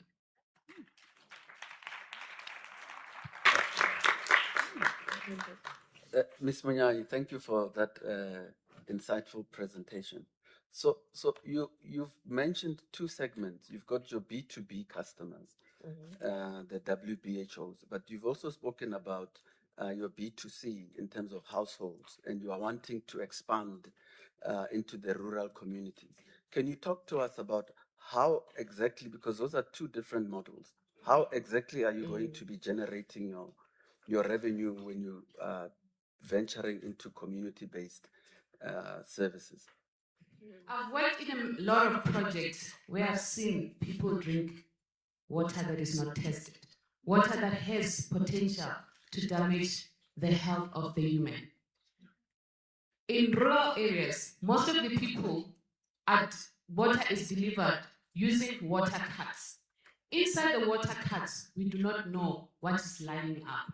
So when I get private business, I always ensure that my profit goes into testing those water carts for free. This is how I'm planning to expand on rural. When I get more equipment, I will make sure that I test a lot of water carts that I delivered to rural areas because they do not have pipeline infrastructure like in the urban areas. Thank you. Thank you. Thank you to our judges as well. Well, before you run off, I know. Hey, you're going to create waterfalls for us, right? So, audience, we spent a few hours with the ladies last night having dinner. It was so nice. We got to really hear some stories. And Fuller had an interesting story around how she started, how she actually started. Fuller, would you mind, this is testament of when you're good, you're good. Yeah. Fuller, maybe do you want to share with us in terms of when you started your business? What were the conversations you had with your employer? I was employed by the biggest construction company in Southern Africa. I woke up one day and I said, "Boss, I'm leaving." He said, "Why would you leave? I'm paying you so much. Do you need more money?" I said, "No, I'm going to be independent." He said, "Okay, since you want to be independent, go home and come back as an independent." That's how my business started. Thank you, Philly. How many of us wish our bosses would say, "Go home and come back as a contractor"? I want to be an entrepreneur. I want to be an entrepreneur. I want to be an entrepreneur. Now, there was a lady who was sitting right over there. Is it you, the lady with the camera? Someone was taking a nice video for Fulu. Anyone who was here? Where is she? Where is you are here? Tell us, lady, how do you know Folo and what has brought you here today? Ah, yes.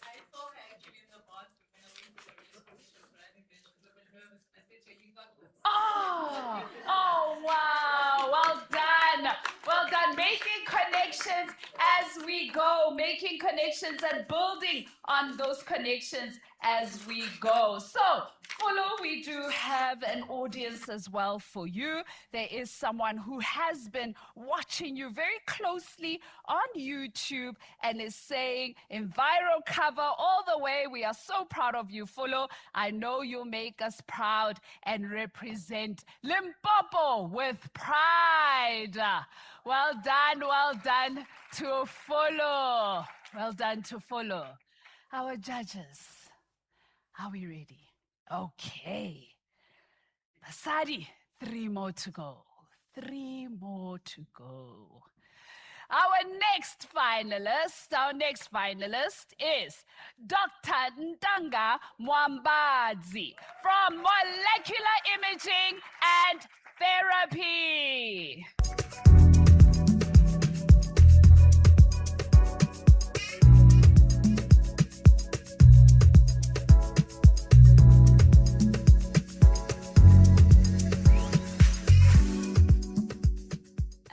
Morning, ladies and gentlemen. I'm Tanganezeni Mwambadzi. Yes, I'm Director of Molecular Imaging and Therapy. We've got practices in Polokwane, Nelspruit, and Tzaneen. We're actually hiring right now around 20 people. This is just the Tzaneen branch. Now we're still hiring more for Nelspruit. Our clients include obviously medical aids, GEMS, PolMed, all medical aids, we are contracted to them. And the neighboring countries also, your Swaziland, your Mozambique, and your Zimbabwe, they also don't have the infrastructure, so they send their patients to us from those neighboring countries. So this is what is the problem. You can see here, before we came into the market, patients were being sent by ambulances to Joburg, which is like 300, 400 kilometers away for treatment. I mean, even if you just got a flu, you can't even travel from here to the kitchen. Now, being transported by ambulance to another region for services that are needed is quite a problem. Not only is it cost involved, there's also issues that happen on the road. We had this one recently in Polokwane where an ambulance was also involved, traveling, sending patients. So our aim is to bring cancer care closer to home. This is why we are a niche market and we always try and go into the populations that's under-reserved. You'll notice that we go to Polokwane, we go to Tzaneen, and we go to Mpumalanga, which is under-resourced or underserved, because that's where the patients need the most nuclear medicine treatment. So the solution, we went around and we realized that there is also a need in another area, which I won't disclose yet until Standard Bank gives me the money. This is the this is the building. We need funding so that we can improve this building and make it a state-of-the-art nuclear medicine facility. We have the building, we've secured the building, we bought the building, but we obviously need equipment, we need staff members, we need to train staff members, and we also need AI. Now that we're in the age of AI, our reporting is now on AI, and our opening of files and all those things, it's all AI. So we're not just expanding, we're building a healthcare infrastructure. Why Standard Bank support matters? You just saw the building before. We want to turn it into this. This is our current Polokwane practice, Tzaneen practice, and we also obviously want to employ more staff members. Actually, this is my Polokwane branch members. We were the first to bring a PET-CT in Limpopo. The machine we're sitting on is 25 million rand. So we also want more things for other under-reserved areas. Mpumalanga is currently traveling to Limpopo for this machine. So we still have a long way to go. And we think Standard Banks will be a catalyst for our growth, especially when it comes. That's it. Hey. I've got a lot to say. Now we heard questions from our judges. Thank you very much. How do you currently service the clients? So I did get that you are into cancer care for your clients, but it just paint the picture for me.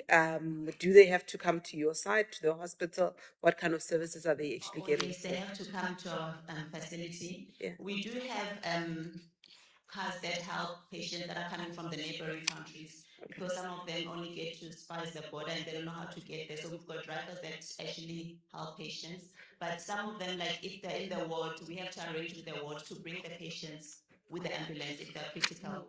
But the ones that are stable, we do assist them with accessing our equipment. Our equipment is too big to move around, so it's just fixed in one area. Okay. Any other questions?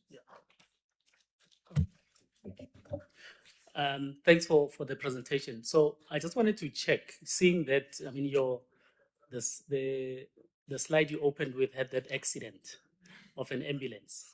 Are you not running the same risk when you are doing the same thing to get people This from? is why we're trying to make them, like the area that we notice now that we need assistance with, they are coming to Polokwane, so we're trying to reduce the travel for them as well, which will reduce the costs and also diagnose the diseases earlier, so we don't have to travel. So we don't really want the traveling, but we want to assist and be closer to the patients. Okay.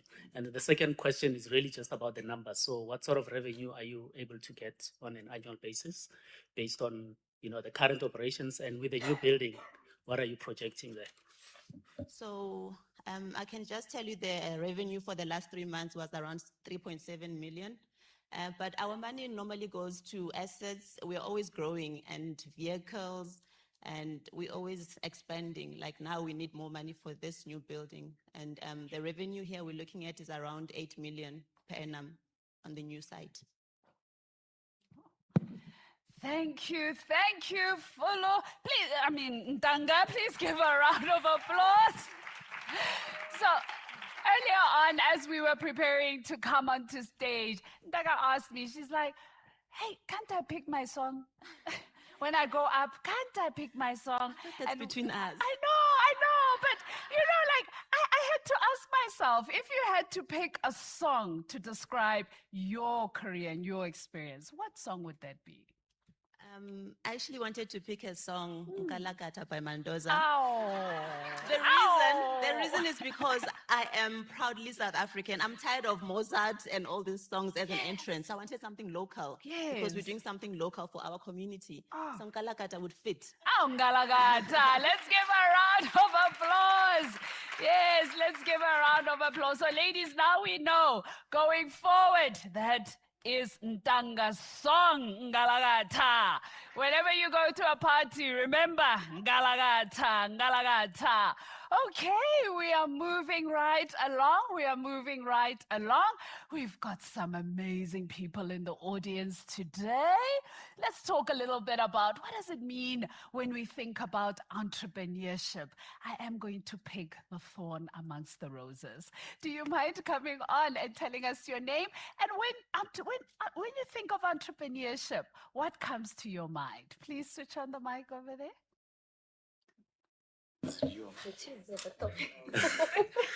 Good morning, everyone.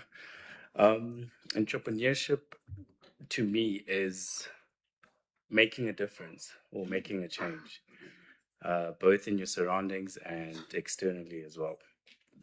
So it could mean a small change or a significant change, depending on the activity that is obviously within that running of the business. Yeah. Okay, nice one. And are you here supporting anyone in particular? Yes, indeed. I'm supporting the last contestant. So not to let the cat out the bag. Yeah. We like it. And we also see our current cohort of Basali is also online. Musima, we see you. And our feedback is, it is inspiring to see women claiming their space in the economy and doing so well with class and grace. We are watching and rooting from Ship Living Creations offices. Ke half day. Wawana Friday. It's a good day. It's a good day. It's a Friday and it's, she's here. She's here. Wait, Musiba. I thought you were online. Welcome, welcome. She is also here with us. One of our 2026 accelerators in the Basali Program. Judges, are we ready? Okay. Let us call on to stage our second last finalist. Our second last finalist, Masia Madisi Mabaso from Masambe.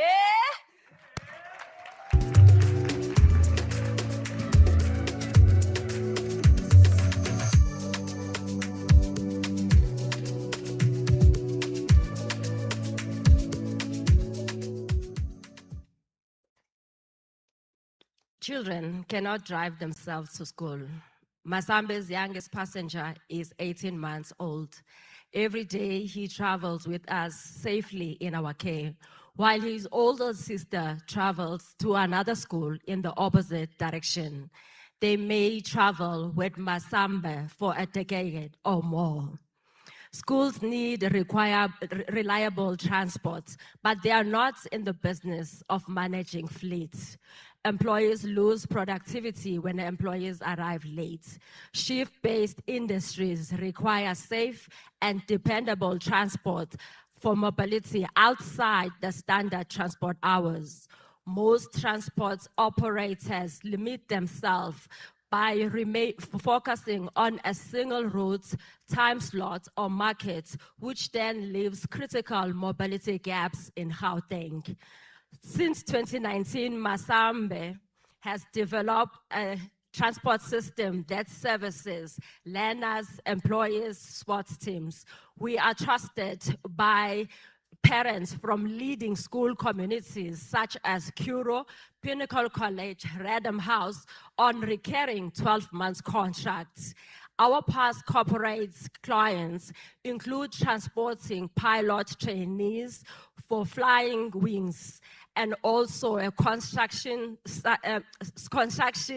crew for Alliance SA nationwide.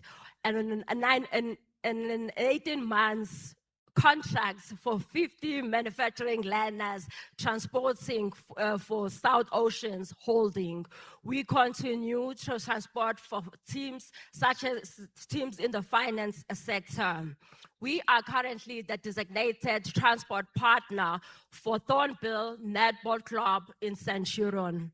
You may ask, what is our advantage? Our advantage is a zero accident record, 5-star Google rating, a strategic base in Centurion base, which places us minutes away from major airports, corporate nodes, and premium schools. We operate 6 vehicles, as you have seen, as well as we have a 9 compliant team of employees. Today, Masambe is a multi-million rands business. It's built entirely on self-funding. I am a former HR manager with experience from Discovery Health and UKZN. As a postgraduate and a final year software engineering, I bring into the passenger sector corporate grade systems and operational discipline and technical capability. I am Masha Mandisi Mabaso. We are asking for 590,000 to replace an aging 7-seater with a 15-seater. This will increase our capacity by 11%, as well as 225 annual revenue. Thank you.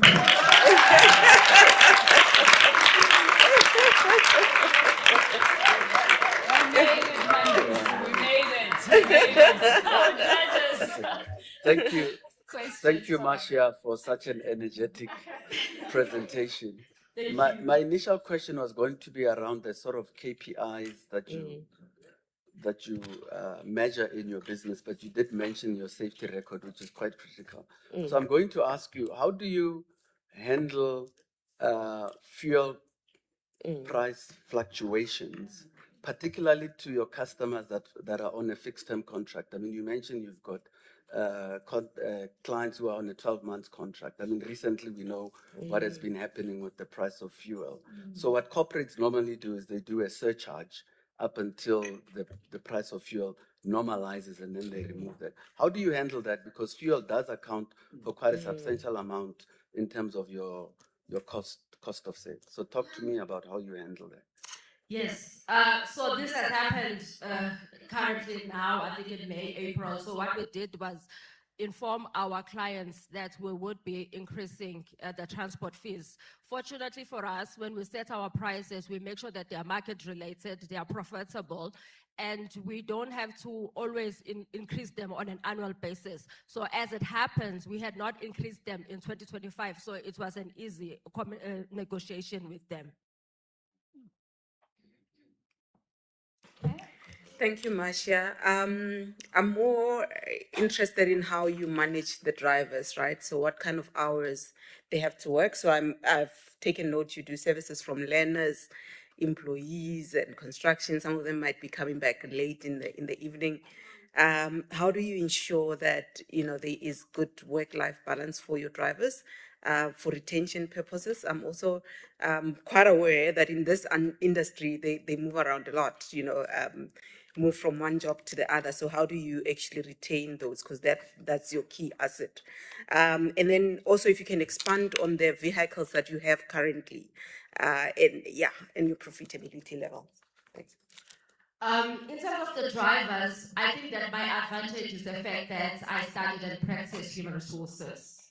So you talked about retaining drivers. For us, that has been easy to do because we make sure that they are paid within the minimum wage that is legislated by South Africa or even above. So what we do in terms of working hours, yes, they do start from 5:45 in the morning, but we also have an office which also provides a lounge for the drivers. So from 7:30 to 12:30 or 1:30, when they have to start the afternoon shift, they can rest. So in total, they work up until our last pickup is 5 o'clock at the school, and maybe they leave at 6 p.m., but it gives them like 8 hours, which is also a legislated hourly rate for in South Africa. We also, with our vehicles, provide them a company vehicle. There we go. Let's give Marcia a round of applause. Don't run away. Don't run away. So it's always so interesting when we engage. And I think, we spoke about our careers last night growing. If your younger self could see you standing here today, what do you think they would say? I think, like my late father once said to me when I told him about the business, he said, you have, at the time we had 7 vehicles, so he said, you have 7 Ubers. 7 Ubers. Yes. Yeah. So what would you say to that younger self with the Ubers? I would say to her, well done, we've made it. You made it, Yeah. eh? You made it, you're changing lives, you're employing individuals, you are building an economy. We are building an economy. How exciting to see our Basali continuing to make an impact. So we're close to our last finalist, eh? Hey, our last finalist, eh? Our last finalist who was about to take the stage, And maybe one thing I can do while our judges wrap up with their scoring and maybe just ask a question. And maybe this one I'll open it up. I'm not picking anyone. I'm looking for those brave individuals in the room. I'm actually interested. We talk a lot around growth in business, measurement of success. Who wants to help me answer this question? What does success mean to you? Anybody wants to help me answer this question? We're successful people. What does success mean to you? Does anyone anyone want to take this question? Yes, gentleman over here. Sorry. I think success is answering a problem or being a solution to a problem. Answering and bringing a solution to the problem, right? When we're solving for others, how powerful is that? How powerful is that? Are we all chasing success? Yeah, we're chasing success. Interesting. Yes, we have another answer over here. So for me, success means that I can take 3 weeks off and not worry about what's happening in my business. 3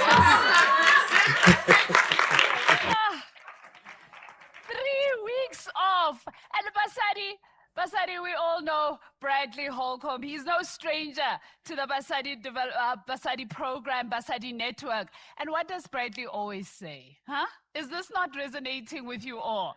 So we had our in-person session with our Basali in March. And the Basali asked Bradley, how, Bradley? You know, you look like you've got it all together. Why do you look like you've got it all together? And Bradley uttered these words of, I can take 3 weeks off and not have to worry about anything. So let's work on that as our high-level achievement, 3 weeks off. And some of us even incorporate, even 2 days. 2 days. Hey, Tato, I'm sorry I couldn't get you an email. Can I just ask you one question? But Bradley doesn't seem to have those challenges because success is 3 weeks without any engagement. Are we having pina coladas? Margaritas on tap. It is a Friday after all. Our judges, are we ready? We are at the end. Our last finalist for today. And as we are talking about success, I'd like to bring on stage Innocentia Selepe from Multi-Success Supplies.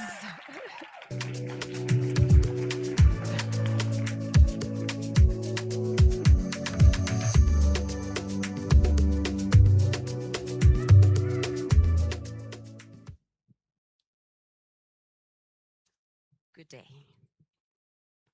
Every single person in this room needs multi-success supplies to succeed.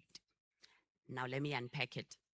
On the left is a healthy family. On the right, someone lying in a hospital bed. The difference between these two lives is decided in the laboratory.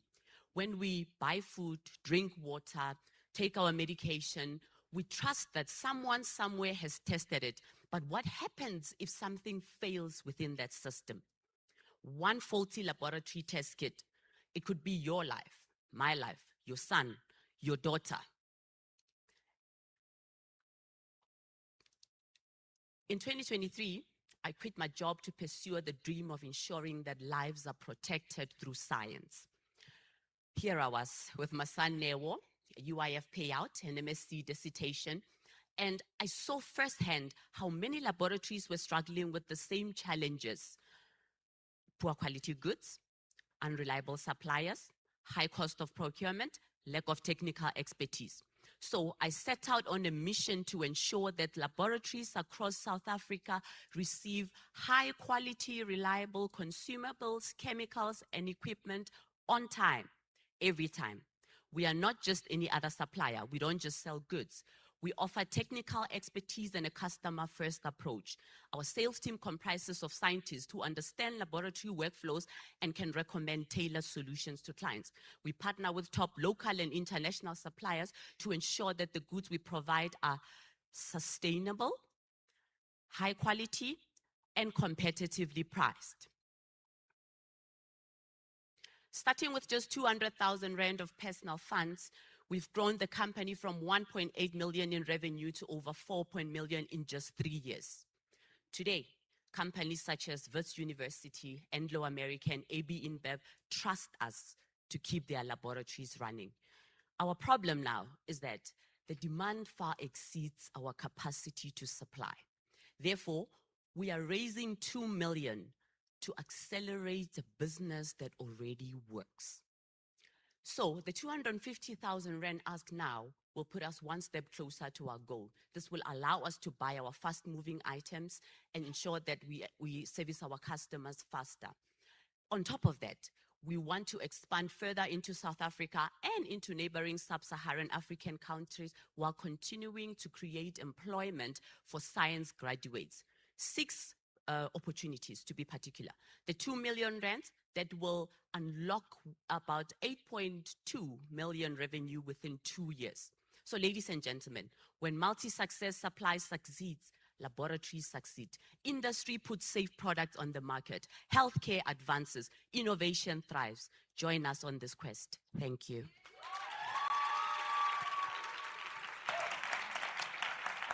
Well done. Well done, our judges.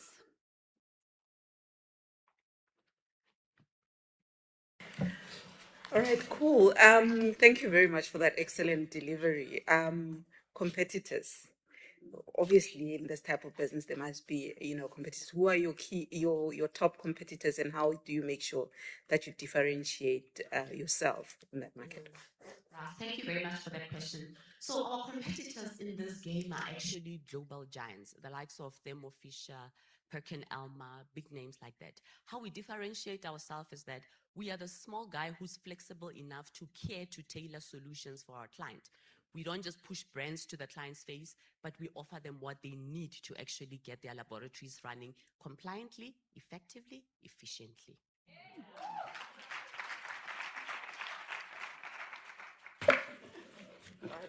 One more.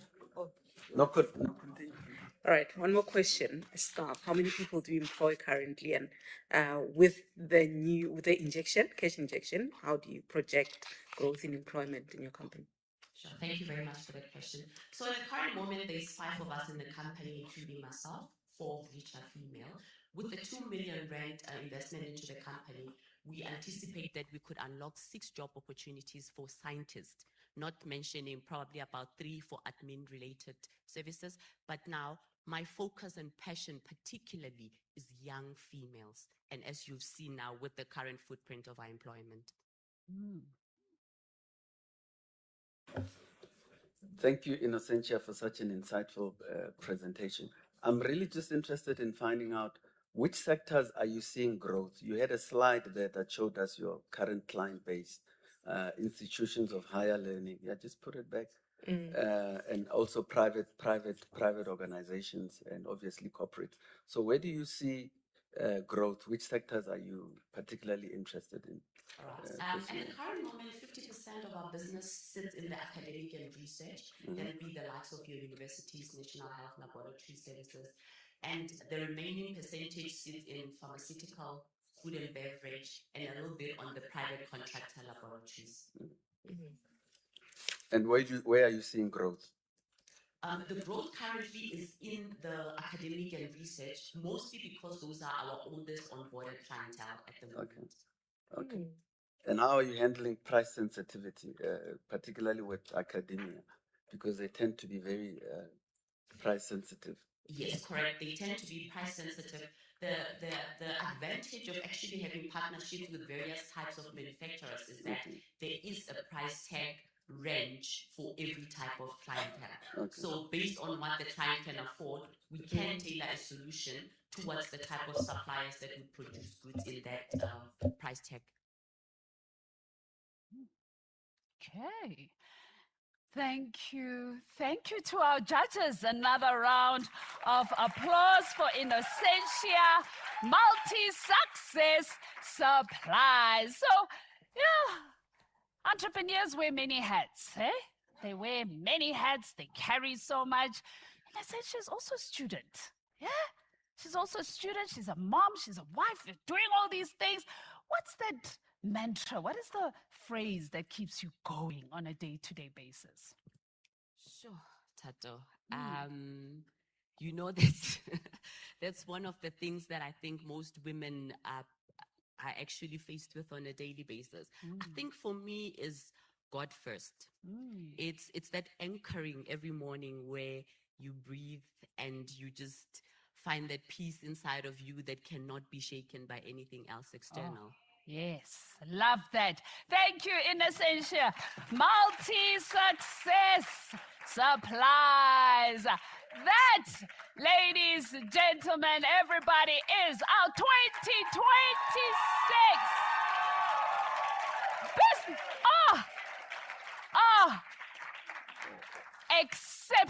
Exceptional delivery. Well done to you all and congratulations. I've got some, comments for the judges. We didn't leave you behind. Tembisile says, the competition is tight. It's tight. I think, Tembisile, us being in the room, we are feeling it. We're even feeling a little bit hot because it's real in this room. It's heated all the way. Sharon has a message for the judges to say, if I was a judge, I would just change the rule.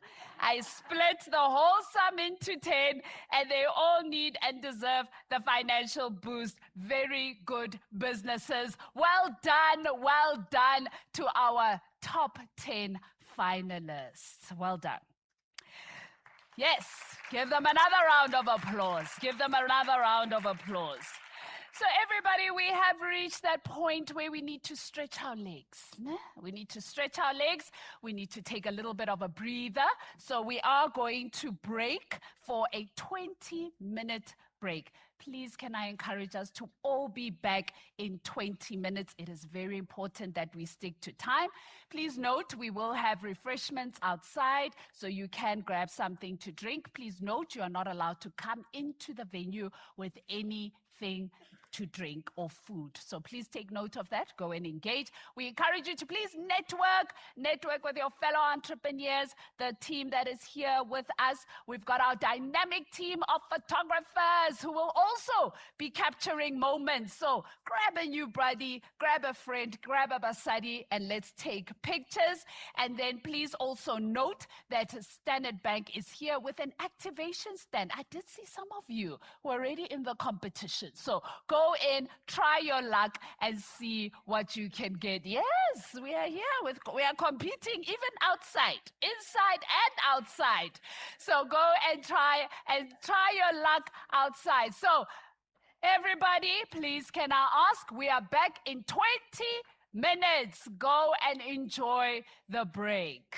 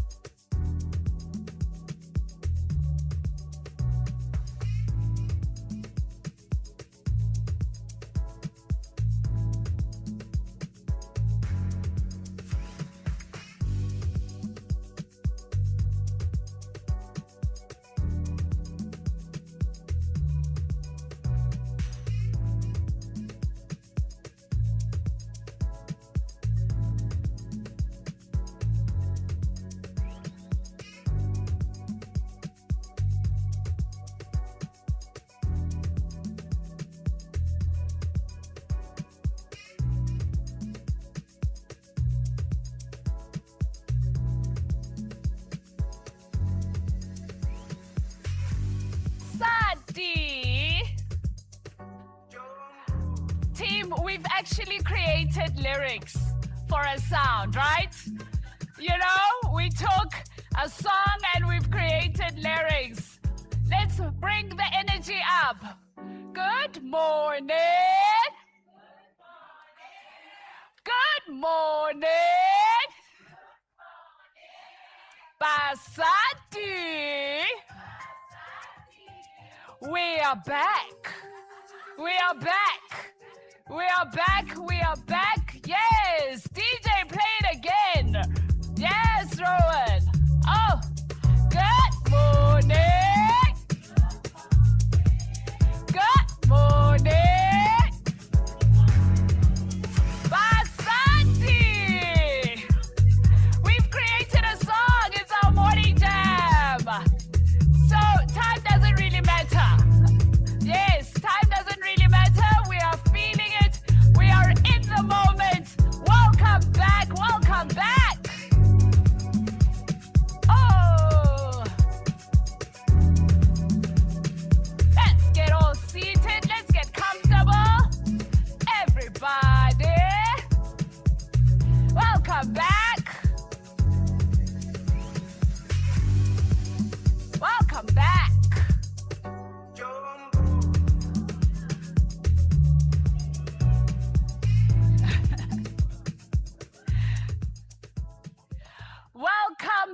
Welcome back, everybody. Welcome back to our team as well online. We're excited to have you back here with us. We are moving right along. I hope we managed to make some new connections, in our time to network, have something to eat, our audience at home as well. We hope that you are easing nicely into this Friday, as we really wrap it up with our Basali Business Pitch Competition for 2026. Now, I do have a note in our in-house audience. I know it's been hot on stage, ne? Yeah, you know that weight's so hot. We are feeling it in the room as well. The heat is radiating. So we just want to make a quick apology regarding the aircon. We are aware that it is a little bit warm in the room. The team is working on rectifying the issue. So we are back in the room. We are back online. Are we still hashtagging? Yes, are we still hashtagging? Yeah, what's our hashtag? Give me one. Anybody? SB loves? Yes, her business, her growth, her legacy. Basali Business Pitch Competition and the Basali Network. Follow us. There's some interesting things taking place here on Instagram. Is anybody on Instagram? Log in. You might find yourself trending for the day, trending on a Friday. Yes, it is. So before we took our break, hey, we were treated. We were treated to some amazing pitches from our top 10 finalists. You really have given the judges a hard job, eh?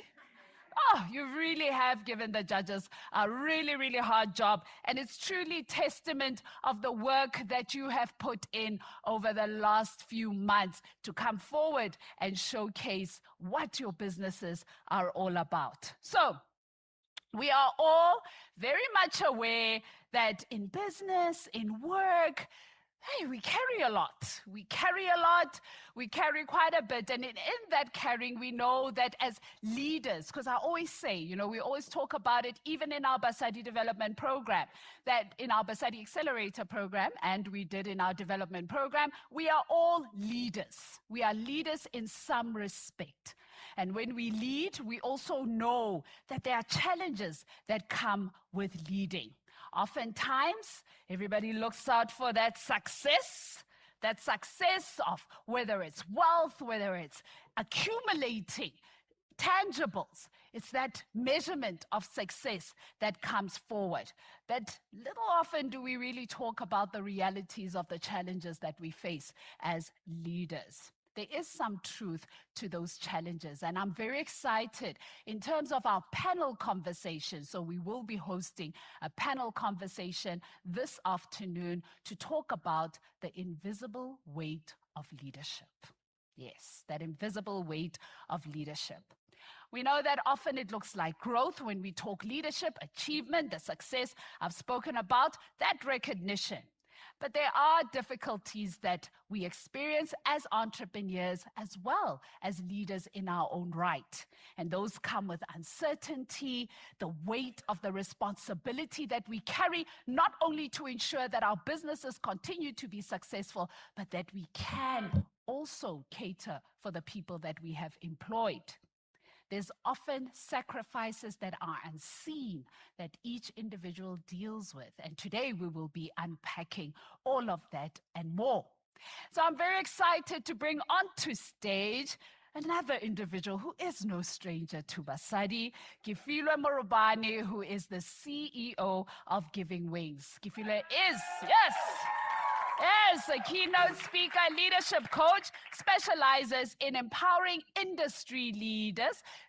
She guides organizations towards sustainable and effective performance. And last but not least, she supports leaders in strengthening impact, alignment, and creating long-term results. Kifilwe Morobane. Fantastic.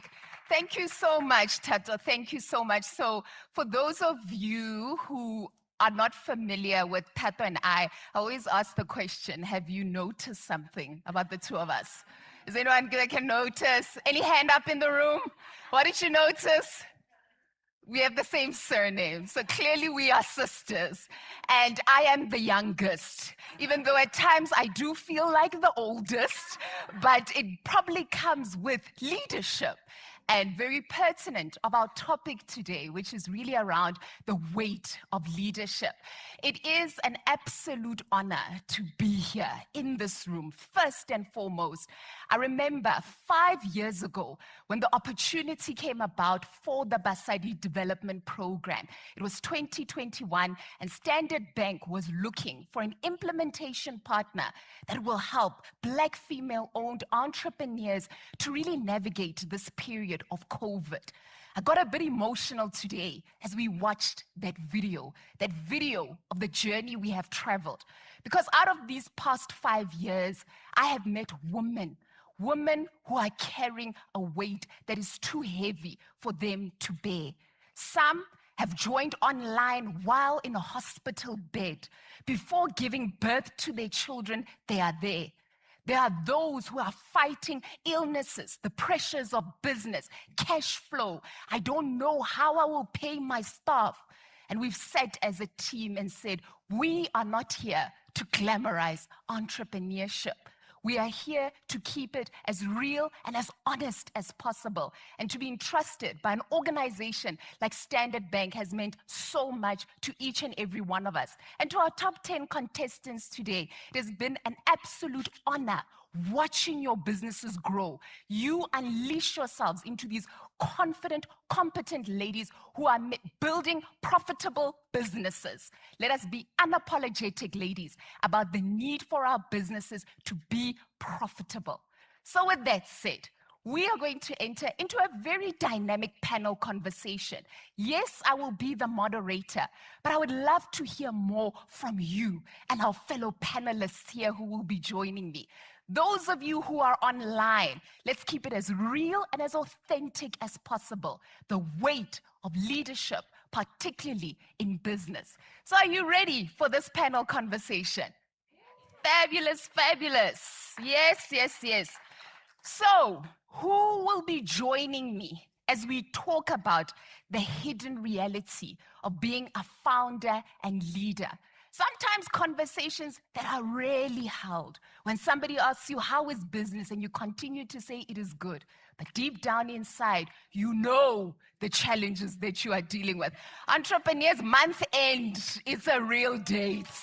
It's a real date. How do you navigate that date? We're bringing forward the human side of entrepreneurship, the human side of business. Joining me on this panel, and I'll read a little bit of a bio about them. They'll come up here and talk to you more about themselves. First, I'm delighted to introduce Katlego. Katlego at her core, who is she?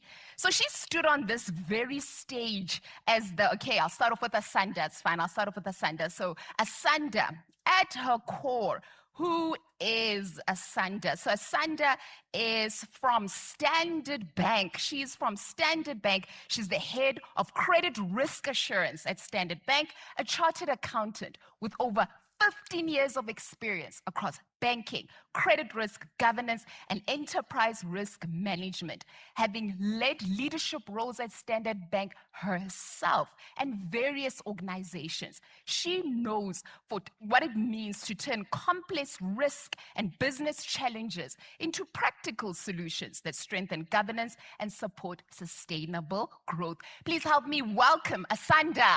Yay. Yes, yes. Welcome, Asanda. Fabulous, fabulous. Then second, joining me on this panel, we have Monwabisi Tete. He's a creative entrepreneur and the Chief Executive Officer of Brand Contact Consultant, a marketing and experiential agency and co-founder of a dining destination, the Prawnery and Campai at Keys Art Mile in Rosebank. Please help me welcome Monwabisi. Yay! Yes, yes, yes. I love it. Bring on. Yes. Energy, energy. And everyone, as much as this is a woman in business program, one thing we're very deliberate about in Basali is that we need a male perspective in this agenda. Women do not exist in isolation. So, Monwabisi, looking forward to the male perspective in this conversation.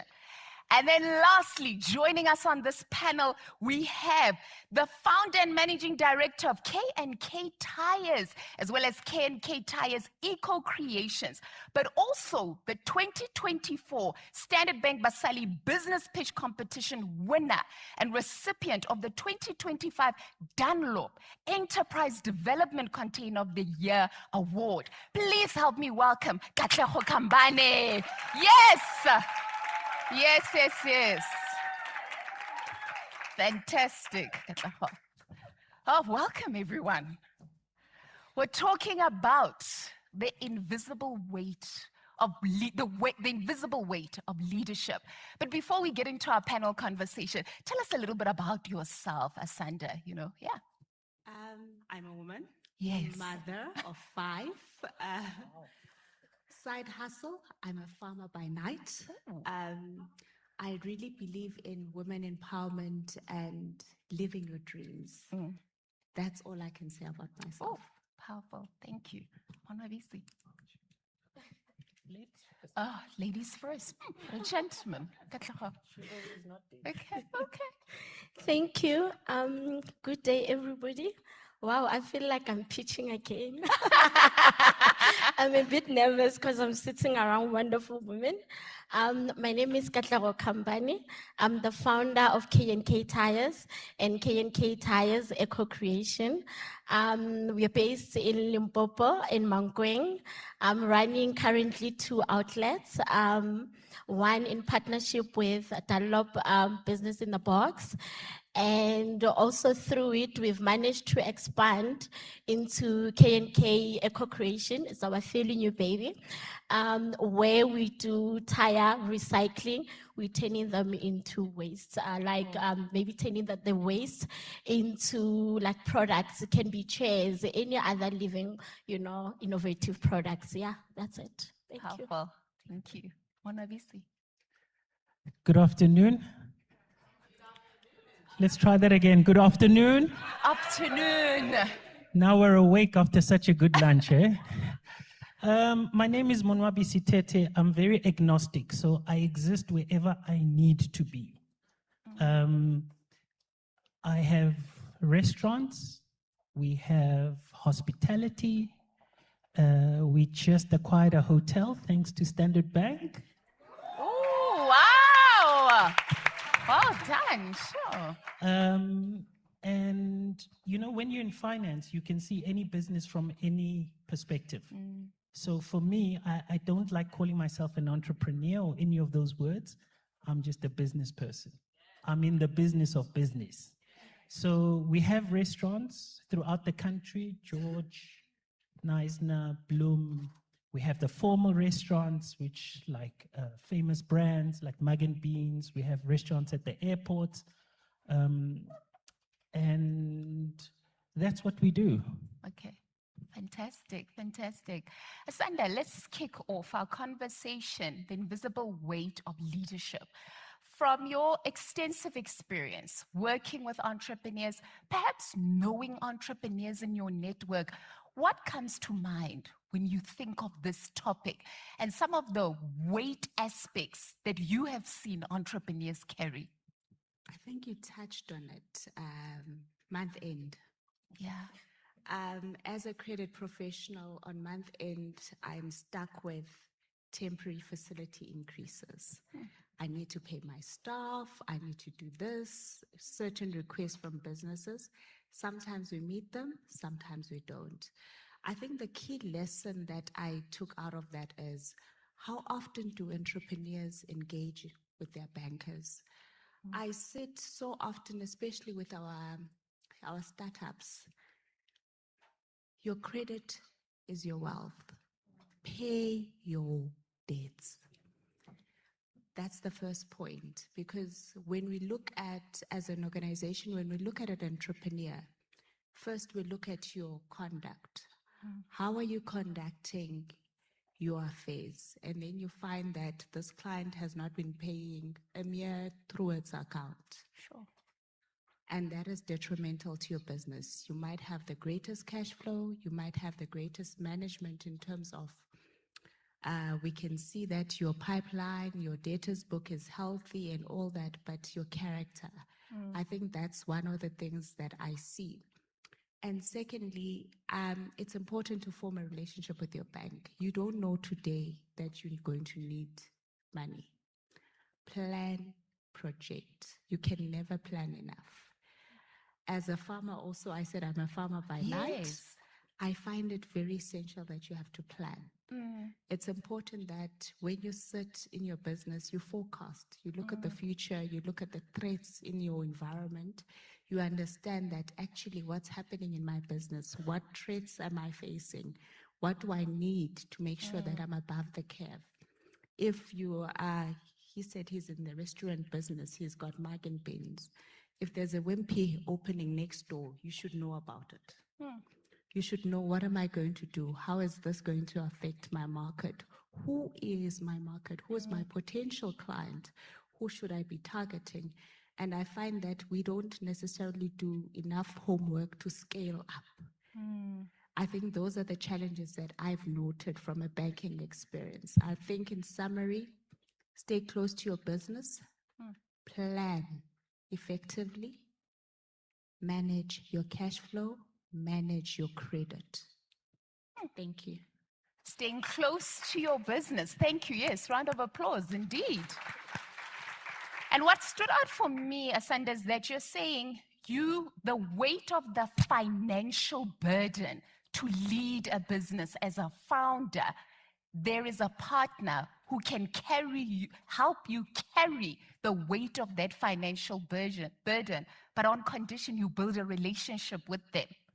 We'll get a little bit more practical because we've seen in a number of our programs where our entrepreneurs, it's a big aha that I can actually have access to a banker as a business owner and have access to email, questions, telephone calls, challenges I'm having. It can be a personal relationship as opposed to you calling a call center along this business journey. So how do we build that? We'll delve deeper into that. Katlaho, I'm going to dive to you. So 2024, you embraced the stage, delivering your business pitch. What was the weight you carried in 2024 as you embraced this stage like so many of our entrepreneurs who did this morning? Sure. like as I've said, I was watching the ladies and I was like, oh, thank God I'm not them today, Yeah. because I know how it feels. A lot, the weight that we carry. First of all, maybe let me say that when you've won, people think that everything is all rosy. You've got the money. Now that's when, especially the responsibilities, like really, really, really start, So the weight that I had to carry for me was that having to make sure that I make the right decision, in terms of the systems, the financial management, because now you are growing, and also the weight of that, the anxiety, the fear, how do you come out of that fear? But one thing for me was that, I must protect my vision. That's it. Oh, Yeah. protecting the vision, which so many entrepreneurs can relate to.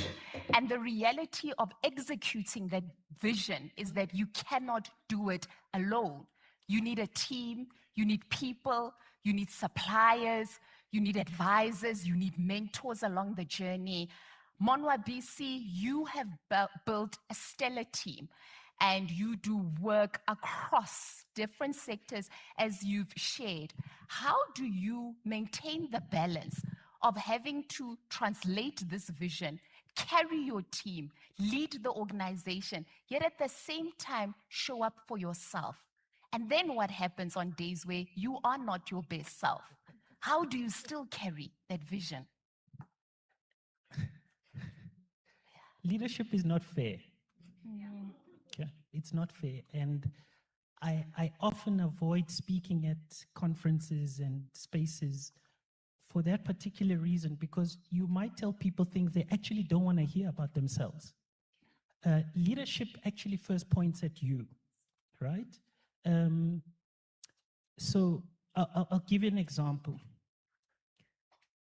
I've never been called by my staff at any point in the 20 years to say, oh, boss man, you're such a wonderful person. Thank you. You're amazing. It's not going to happen. Get over it. Because you pay people at the end of the month doesn't make you a hero in their books. And we have to understand that as humans, as leaders, to say, I pay you to do something, right? And then you now need to execute on that. And then we'll talk at the end of the month. But a salary is not it's not an achievement. You saying I've got 200-300 people under staff means nothing. Okay? If you can't pay them, if you can't project, if you can't plan ahead, if you don't know your banker. My banker knows my name. Listen, that guy is on speed dial.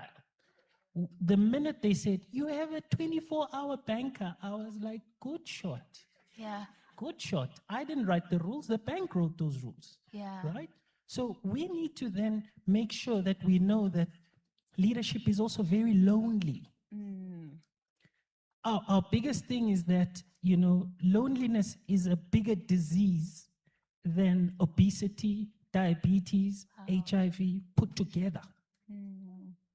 And my problems are very expensive. Okay? So when we're dealing with the 100 million rand book, you can't just go to anyone. So my problems, I pay somebody to listen to me. So I get a coach. But here's the thing, you get a coach early in your career. Coaching is like going to Checkers or whichever retail store and you buy bread. That's how important having somebody to talk to. I'm never going to speak to my staff about my problems. They don't care. And I don't expect them to care because they've got their own things to worry about. So when you know the lay of the land, it makes decisions a hell of a lot easier. And for me, the reason why I agreed to speak here was because I'm speaking to women. 90% of my business is run by women. 90%. I know I have one problem. And my problem that I made sure of, I said, okay, 90% of these people are mothers. Yeah. And pregnant. We first start today, You better then edit we that become out, eh? mothers. But when you know that I'm going to be faced with month end with people who are very loyal. Women are loyal. Women will fight through anything. And if they know you are willing to fight for them, I think then the battle becomes easier. And that's the only reason why I came onto this, because I know what women can do for business, for leadership, it's no favors. So when you have problems in business, don't go and speak to your friend, because one day your friend will use that against you. But if you pay somebody to do that, that person will only do more research to make sure you're a better person when they leave. I'm not talking about a psychologist, not talking about a psychiatrist, I'm talking about a business coach. There's a difference. A coach takes a plug on the ground and says, right, where are we going to? Whereas a psychologist or psychiatrist, they look at your past. So we don't want that. We want to deal with what we're going forward with. That's my 2 cents. Oh, powerful. Thank you. Thank you. So, Asanda, the journey of business and entrepreneurship, it's not a sprint. It's a race. It's a marathon. For those of you who watch the Comrades Marathon, you truly have to pace yourself, especially if you have the eye of longevity and sustainability ahead of you on this journey. If you could look back at your younger self, and some of our entrepreneurs here, maybe they're 3 years into their business, 4 years into their business, what advice would you share about ensuring that you build that sustainability mindset and you also sustain yourself as a leader in business? It's a tough question, hey? Yeah. I think one of the few things I've learned is trust your gut. It starts with you. You always have a vision. Understand what your vision is and trust that vision. Number 2, you can never, ever overly prepare. My younger self, you prepare, you write down, this is what I want to achieve. You might not have the cash flow right now, but then you understand this is where I want to go. The power of association also becomes very key. I think my colleague on the right spoke about a business coach, but also if you want to be in a certain market, you need to then associate yourself with a certain market that you want to be. That is what I would tell my younger self and things that really worked for me. Research talks about planning as well. How do you then ensure that you plan and you understand what your race is all about? I think Nale, when she started, she spoke about summiting. You start, you prepare, you go up, you go down, you go up, you go down. You make mistakes. Don't beat yourself up. It's part of the learning journey. I think my entrepreneurship started as a student. I think I just want to share this. I used to sell biscuits when I was in varsity. So anyone who knows me from varsity knows I used to sell biscuits. That was before I even ventured into Standard Bank. But one thing I learned there was do not use your profit to go and buy, whether it was a Steers or McDonald's at the time, but separate your funds. And that has carried me through. Even as a working woman, even having businesses outside work, I separate that because I know then I'm able to account I've sold so many biscuits and I've bought so much McDonald's, but pay yourself a salary. Oh, yeah. Saying how much I've learned, how much I've earned from this business, this is how much I actually deserve, and save for the rainy days. Powerful. So it's the discipline, building the discipline. Remember the vision, write it down. And most importantly, trust your gut. What is your gut? Is that inner feeling, that inner knowing. That inner knowing. At times you can't even explain it. At times you can't explain it, but intuitively you know it. I want to open the floor for questions. Even those of you who are joining us online on YouTube with our live stream, if you have a question, please put it on the chat. For those of you in the auditorium as well, if you want to ask a question, just raise your hand and I'll take 3 questions. I'm going to try and put in as many questions as possible. Please be succinct when you ask your question. Introduce yourself and target your question to whoever you want to ask on the panel. First question there. Yes. So my question is to the credit lady. Asanda. Yes. Thank you. Asanda, why is it important for people to understand they separate their business banking and their personal banking for credit reasons? Perfect. I'm going to take 3 questions. Okay, so I'll just also note the questions. Okay, perfect. We've got a hand up there. Yes. Morning, everybody. It's Charles up here.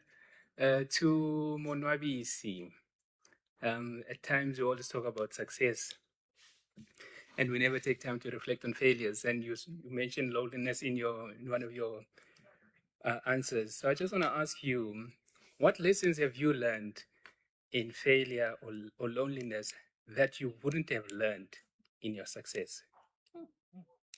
Got it. Next, this side. There we go. We've got a question. Lady in green, and then I'll take the last question of the lady in grey there. Yes. Good afternoon, Mosima here from Chic Living Creations. My question is for Katlego. Well done, Katlego, on your achievements. I just want to ask Katlego, how did you make sure that you are sure of the location that you've chosen, particularly in Mankweng, Polokwane, and not in the city here in Johannesburg? How did you come to that location and why? Oh, wow. And last question for this round. Yes. Yes. No, we actually can't. Is everyone switched off their mic? There's no other mic on? Okay, try again. Okay, still. Yeah, maybe try the next. Okay. This one? Try the next one, next door. The next one. Yeah. Hello? Hello? Okay, let me take that one. Switch that one off. Oh, good. Hello. Okay, Yes, there we we can go. hear you. This is for anyone on the panel. My name is Wetu, and I'm from Where to Work Virtually. A big component of business is sales, and a lot of people struggle with sales. In today's world, what has been your secret, anyone who's in entrepreneurship, to sales, and how would you be able to consistently, land those clients that you're after? Oh, yes, sales. Pitch. We never stop pitching on this journey. So let's get Asanda. First question there. Why is it important? The credit from business, how you manage the business account, and personal. Okay, I'm going to start from the banking perspective. Yeah. I think it's very important, even I think there's a lady here who pitched, who is an accountant, who tells us that SARS actually wants a hefty amount. But it's also important when you are able to then establish, this is how much turnover I've generated from my business. If you then have your personal expenses going through your business account, then it becomes actually very difficult for you to be able to account. Now, all businesses don't require audited financial statements. So when you compile your financial records, it's actually even much more easier, even for your accountant, because now you are able to say, this is how much revenue I've generated. And the second piece is around discipline. If you then pay yourself a salary, you then definitely know that this is how much the business can afford. And I know sometimes as entrepreneurs, sometimes we don't even get to pay ourselves. We're not going to justify it and say there are days where you are able to get something out of the business. But it also gives you that financial discipline, and also to project, to be able to say, at this point in time, a business can't afford to pay me this amount of money. But if I go ahead and get so many clients, I'm able to then pay myself this certain salary. So in a nutshell, it's discipline. I hope I've answered your question. And it also around your financial records as well. Powerful there. Monwabi, see lessons in failure, and the big one you've talked about, loneliness. We might all be digitally connected on the social media platforms, but there's a weight of loneliness that is carried. It doesn't get better. That's the good news. The other good news is that when you fail, you've got to fail quickly. You got to get over yourselves, guys, in business. It's really not about you, right? Especially when you started hiring people, it stops being about you. It's like when you're a parent. Oh, I want to do this. Oh, I want to do that. Okay, but your children, how are they? because that's the measure of your success. So you need to fail quickly and get over it and get moving again. I've failed, I've made a mistake. Who can help me? Let's go. That's it. You don't dwell and stuff. I've got a story. Can I share a story, guys? Yeah. So I have a friend, I borrowed some money to, a lot of money. Okay, it's in the 6-digit figure. He had a contract, he just needed it for a couple of days, and he would come back when the contract kicks in, and then they'd pay. You know the usual story we tell each other, right? Yeah. I'll pay you when they pay me. And yes, and then, what do you want? Do you want an additional amount? I said, no, I just want to see you succeed, right? This is last year. Now, I went to Standard Bank and I borrowed that money on the basis that I'm going to now get it back, obviously, in a couple of days. The couple of days is now a couple of months. The couple of months is now year 2. And he's still doing his thing, driving his fancy car on the socials, right? So now do I go into depression because he's looking like he's living the life? No, I've made a business mistake. Let me acknowledge it. How do I move from this? Let's go. Right? That's it. Is he Miss still a Sales friend? Lady- Look, they Is this- always say you want to test the friendship, put money into it. And then you'll know the true person. Right? So I'm not here to sell you the nice stuff. That's Basali. That's what they But do. we don't. Right? Basali doesn't say I'm the not nice here stuff. to sell you the banking stuff because they've got good products. I've tested them. I know. But to answer your sales question, I consider myself a salesperson, right? I only do sales. I'm not a CEO, so if I need to sweep, I will sweep on the day. CEOs are titles that people can earn and want to live according to that. I'm not there. So I see 3 people a day. I don't call 3 people. I don't WhatsApp. I have 3 meetings a day, right? That's 15 people a week. That's 60 people a month. You can't tell me if you've met with 60 people in a month, 5 of those people won't do business with you. Oh, wow. So sales is who we are. We sell to our children every day to eat vegetables, to drink their water, to do all those things. Surely we can sell to other people.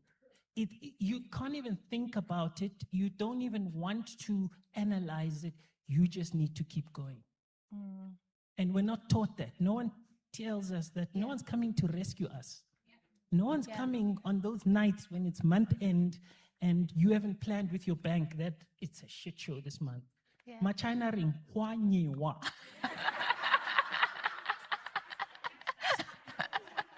Oh, man, obviously. I loved what you were saying there about the sales and meeting people and being out there.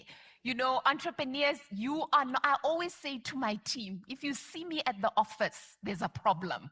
You must not see me. I must be out and about, coffees, meeting, connecting with people. We need to be so confident in talking about our businesses. Whether we are on a flight, at a restaurant with friends, what you do must be in your DNA, unapologetically, because this purpose is bigger than yourself. It's bigger than yourself.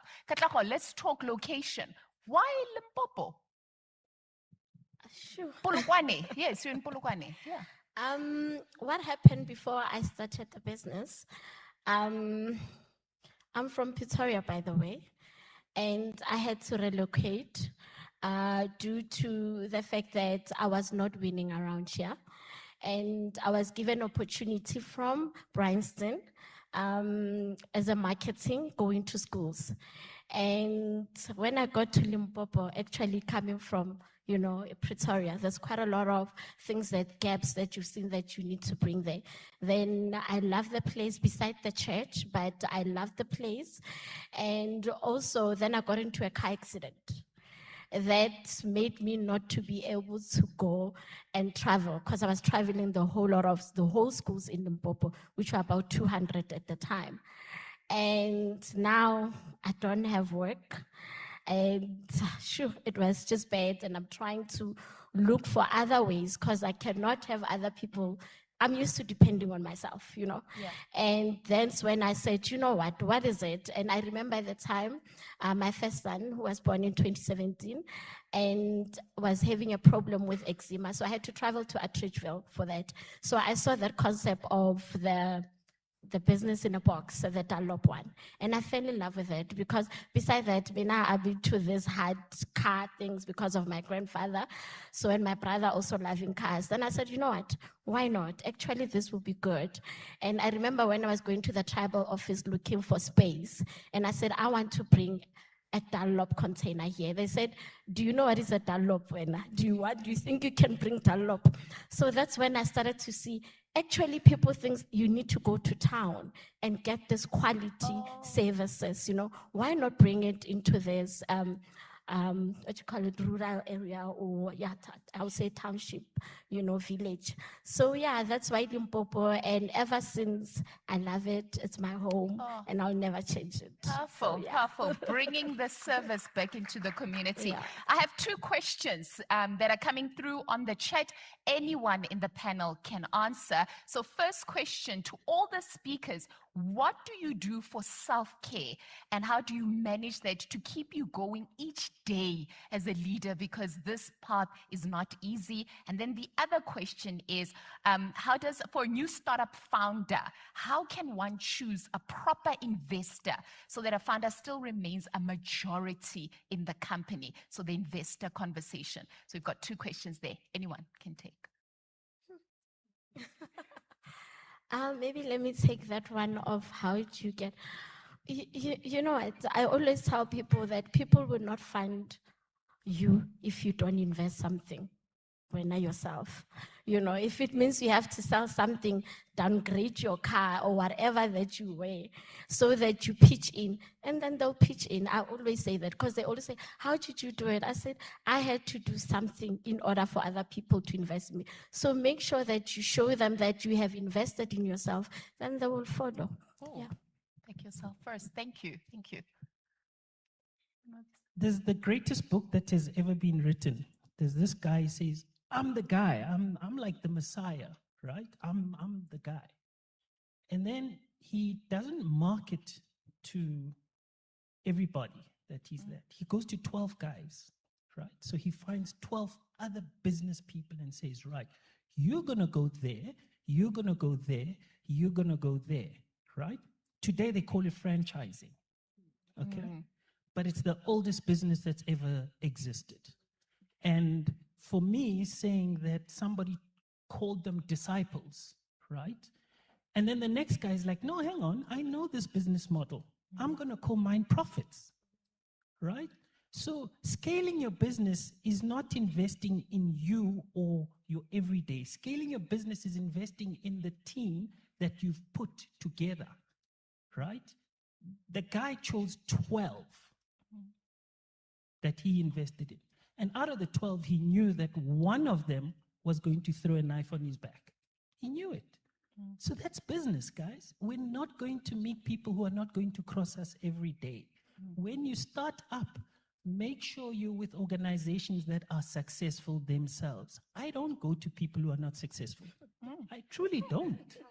And it's no egotistical thing, or I've been burnt. And when you're burnt, you actually know where to go. I want critical success factors. I look at successful people. I study successful people. I have coffees with successful people. And it's a conversation, guys. I met one of the bank's biggest CEOs at an art gallery because I knew the wife was exhibiting. Yeah. I was an opportunistic. And I was brutal about it because I knew that they were going to be there. We'll continue the conversation. Time is up. Let's talk self-care. Self-care means a lot of things to different people. So I think it's important to find out what recharges you as an individual. So I'll talk about my personal recharge. So for me, I don't start my day without my affirmations, without my reflections. For me, that resembles self-care and also understanding what are my top 3 priorities for the day. When I close my day is I need to then reflect. Have I achieved my top 3 priorities for the day? What is the reason why I didn't? And I move on. It's not taking a holiday, it's taking care of your mental well-being. Oh, starts in the mind. It starts in the mind. In 20 seconds, to each of our panelists, what's the one thing you would like each of our audience members joining us in person, those of you who are connecting with us online, to walk away with, particularly around navigating this invisible weight of leadership? Katlego. I would say never underestimate your story, because you'll be a change to somebody. Wow. Yeah, that's it. Asanda. Power of connections. Monwabisi. Keep going. No matter what happens, keep going. Keep fighting, keep learning, keep growing, keep making mistakes, and you never know where that will land you up.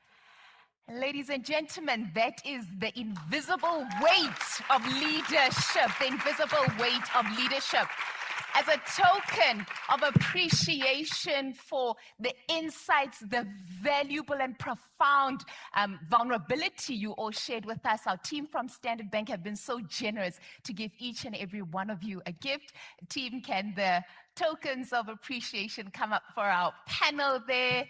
Oh, thank you so much. Okay, well, they're still coming. If not, we'll give them to you then. Okay, fabulous, fabulous. Round of applause. Let's take a group picture there. Yes, with everyone in the panel. Yes. Fabulous. Sure.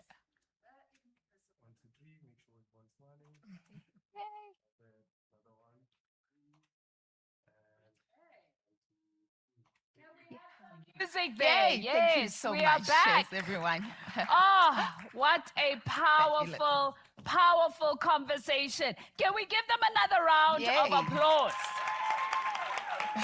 Yeah, leadership is not an easy task, eh? How many of us believe leaders deserve a holiday? Business owners, entrepreneurs, we need our own holiday, hey? And I think we can pick a date. Let's do the 30th of every month.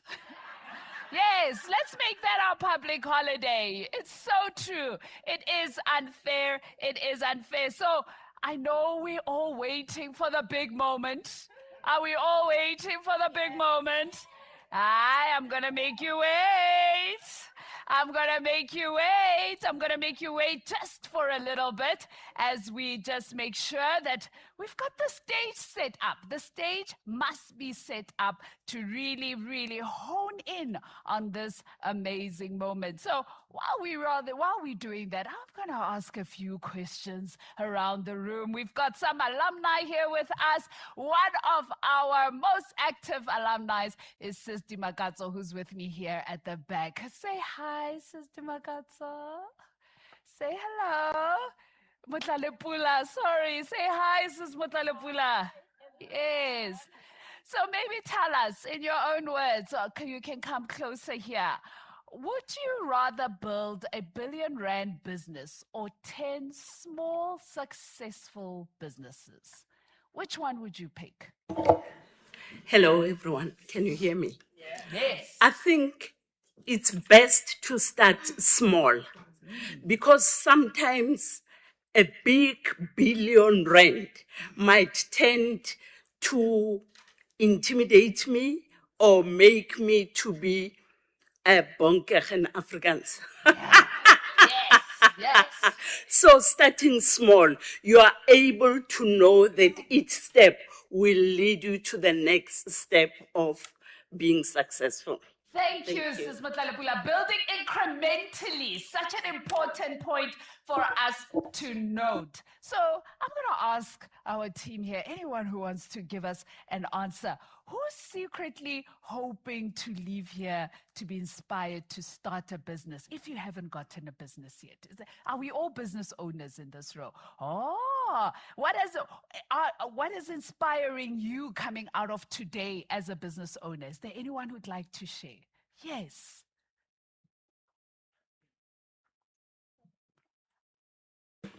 Hello. Yes. Definitely inspired by Monwabisi. 3 people a day. That's the math is not mathing, but yes, that final number in the month to say, definitely with you seeing that many people, there is no way that you're not going to get clients. Yes. So Yes. definitely inspired by that. 3 people a day, 15 people a week. Yeah, if you are intentional, you can even increase it. You know, who really needs a Saturday and a Sunday? Who needs that?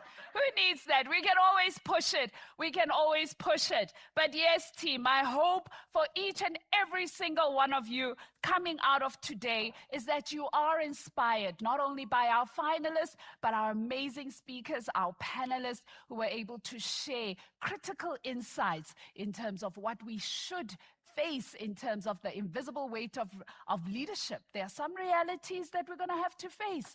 Hey, Monwabisi, you're a braver man, eh? You go to the bank, you borrow money, you borrow someone. No, you're braver than most of us. But those lessons are important because they also remind us that we are human. And at times, we can be led by our emotions and the need to see others prosper. But we must be conscious around the impact that it creates for our own businesses. You know, Kifile and I always say, life is such a school. You can just sit and learn from others and avoid mistakes, eh? You can, you definitely can. So, it is the moment. It is the moment. Are we waiting? Are we waiting? I'm going to make you wait longer. I am. So all morning we've been talking about the theme of today, her business, her growth, her legacy. We have spoken about her business, the celebration of her growth, and most importantly, the legacy component, which we want to bring forward to you, especially when it comes to Basali. Basali is not about one competition, one instance in a program, one meetup. This is a continuous experience that has been curated to ensure that as our Basalis walk through the doors, they continue to excel beyond just having been part of the program. So that investment we spoke about this morning continues over the past 5 years. That has been the pillar that has carried Basali through the partnership with Standard Bank. And today we are going to talk about what it truly takes once a Basali has left this moment, walks into her next, and continues to build and scale. Before we get into the judges' feedback this afternoon, we would like you to just take a moment to watch a short video from one of our past winners, most recent winners, I must say, Tumelo Tshwagong, who is the owner of Tshwagong Farm. Tumelo took a moment to truly reflect on what being a part of Basali has meant for her, and also post-winning the competition in 2025, what she has gone on to achieve. So I ask you all to please pay attention to the screen for a short video.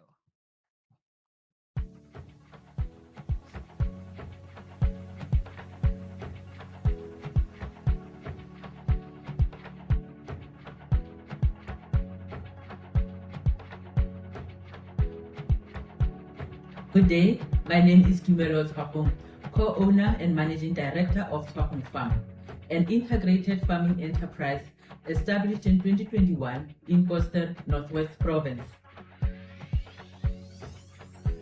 Participating in the 2025 Basali Development Program and being the Business Pitch Competition first prize winner was a turning point for us as a business.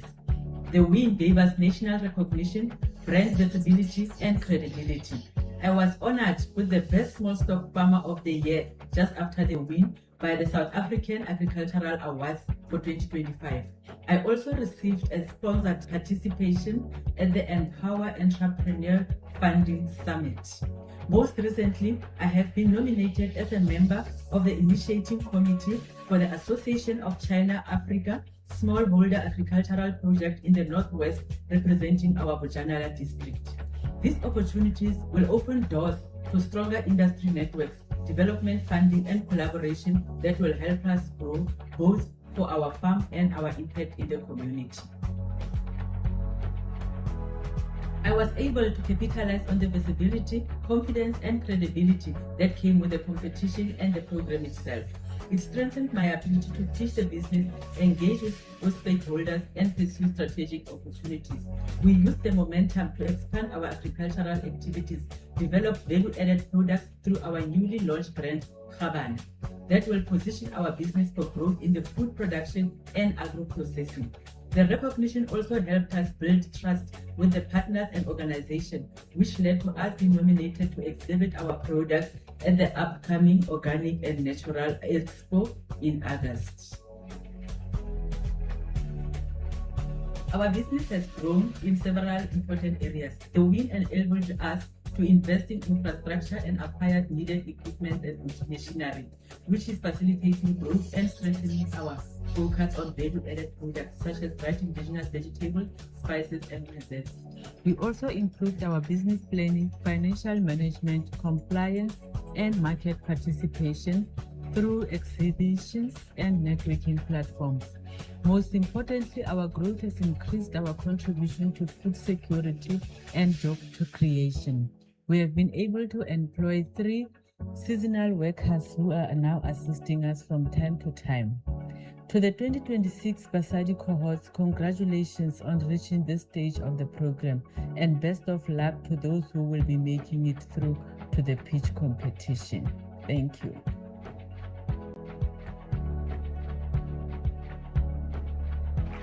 And she is here with us today, ladies and gentlemen. Please give a round of applause to Tumelo Twagon. Thank you, thank you, thank you. Okay, memory lane. Team, we are at that moment. We have finally arrived at that moment. This has not been an easy task today, and our judges have had a very heavy weight to carry in terms of identifying our top 3. So I am going to call up to stage our judge who's going to give us feedback, Molefe Boy, who's going to talk about the quality of this year's competition, the caliber of entrepreneurs, as well as the business, what they've heard from our businesses today. Please help me welcome Molefe Boy. Yes, where's the mic? Just a second there. Okay, there we go. Thank you. Stage is yours. Wow, wow, wow, wow, wow. Those are my words. I can sit down. Can you just give our entrepreneurs that pitched a round of applause? Come on. I think you can do better than that. Can we give them a round of applause? You know, I always tell my friends that if you are looking for inspiration, stop listening to the news that are going to depress you, talking about, you know, all the challenges in this country, which we are all aware of. Get around entrepreneurs because they are solving real problems right in the trenches there. Because nothing impacts our lives, nothing impacts society like an entrepreneur. From the cradle to the grave, entrepreneurship, like yourselves, have impacted our lives. So my esteemed panelists, judges, have been really privileged to be part of this esteemed occasion today, to really sit through your pitches this morning and listen to your businesses and the impact that it has in society. I've had the privilege of being part of the Basali Development or Accelerator program this year, particularly presenting the growth strategy. And I can tell you that I think we presented it end of Jan, early Feb. The exponential transformation that we've seen just between February and July in terms of how the entrepreneurs present themselves, how the entrepreneurs understand their businesses, and how you also, with energy and zeal and enthusiasm presented your ideas. I think it deserves a round of applause. So from the judges, really that's the first point, that we believe that the takeaway for us is that all of you presented with energy. All of you presented with passion, and it was clear that all of you understood your businesses. This is not just a passion business, but this is something that you are involved in on a day-to-day basis. You know the intricacy of it, you know the challenges that are there, and you are able to articulate it to the next person. So the energy and the enthusiasm was definitely a good takeaway for us. And think in terms of areas of improvement, and this is not something that you may not have heard before. I think one of the biggest areas of improvement is entrepreneurs, when you are pitching, you need to be clear about the customer problem that you are solving. I think Peter Drucker says the purpose of a business is to secure, to find and keep a customer. So if you're going to keep a customer, you need to be clear, what pain points am I solving? And sometimes it's not clear when you are presenting what are the problems that you are solving with the solution that you are presenting. So that's the first thing. The second thing that we felt that it's an area of improvement is that as entrepreneurs, we need to know our numbers. Your numbers are so critical. Particularly in a pitching competition, because you are pitching for funding, because you are wanting to use those finances to solve a particular challenge in your business. So tell us about the projections that you are seeing. What are you going to use those funds for? That needs to be clear in terms of your pitch. And then thirdly, in terms of an area of improvement, it's being clear about market expansion opportunities, which also ties to your numbers. Be clear about which market expansion opportunities are you seeing within your sector, and be able to articulate them to us. And lastly, in terms of area of improvement, is that be clear about what is your differentiation strategy. Can I be honest with you? 95% of people in this room are females, right? So you being an African female is no longer a differentiation strategy, because chances are the people you are competing with already have a level 1 BEE accreditation. So beyond that, what is your special sauce? Beyond that, what is your arrowment? So that needs to be clear to say, this is what makes me different from the people that I'm competing with within the sector and the industry that I'm in. So that needs to be clear. What's your competitive advantage? And then lastly, in terms of some of the takeaways for us, I think what we found as judges was that you are operating in high growth industries. And I think I need to commend Standard Bank and the Giving Wings team for just selecting, entrepreneurs that are in high growth sectors. I mean, you're talking about manufacturing, you're talking about construction, you're talking about healthcare, you're talking about automotive industry. These are all high growth entrepreneurs, high growth businesses that can easily be integrated into the supply chain of well-established businesses. So you need to give yourselves a round of applause.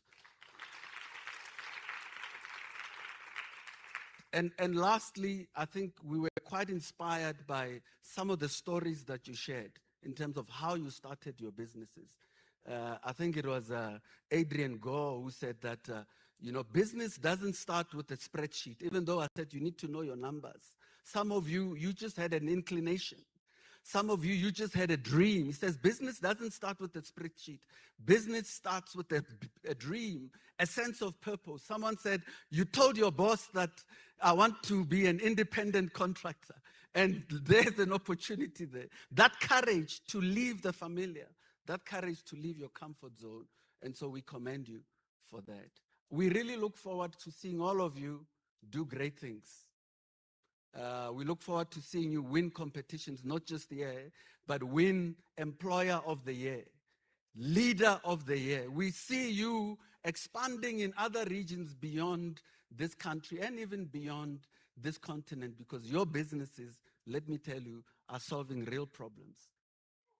And you have what it takes to do that. So that's it from us.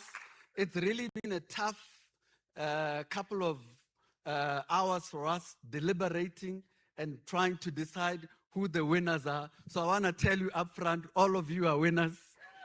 But unfortunately, we have to pick the top 3, and I'm going to leave that to our very incredible program director, Tato, as she comes.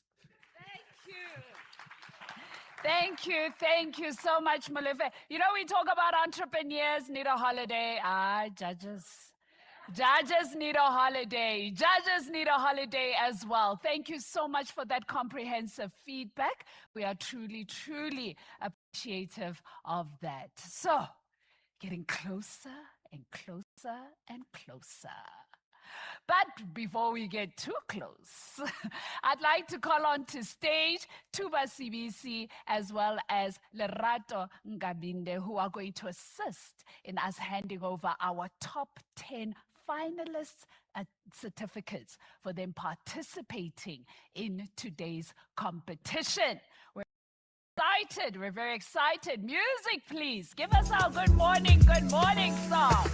Yes, team.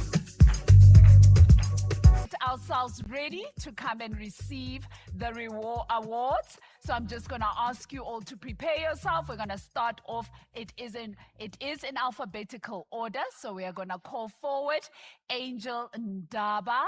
Please be ready to come through. Just a second while we wait for Tuba and Lerato to join us on stage.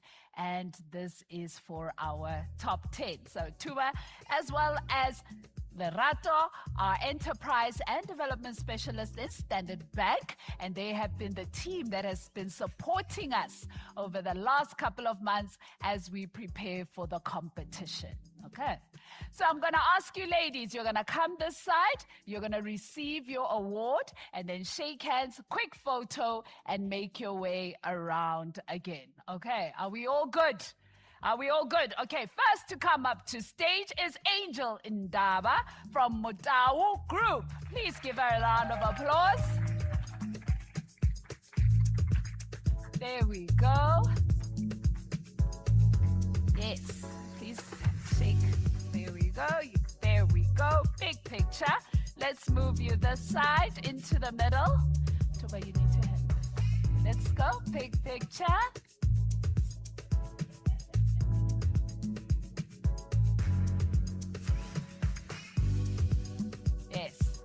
Congratulations, Angel. You can make your way. You'll go around that side. Oh, that one. Please go. Okay, next one. We've got Stevens Molepo.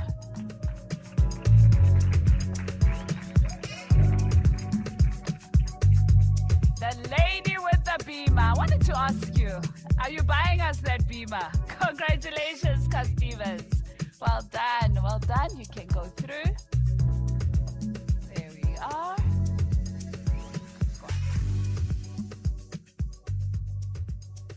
Perfect. Fulufelo Munai, come through.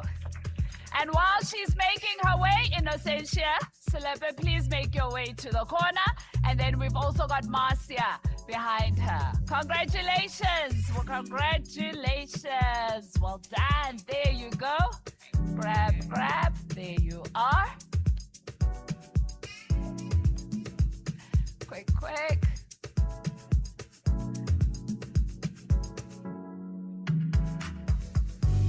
Okay, bringing up our next finalist, Innocentia Celebre. Congratulations. Well done. There we go. Grab. Let's move you. There you go.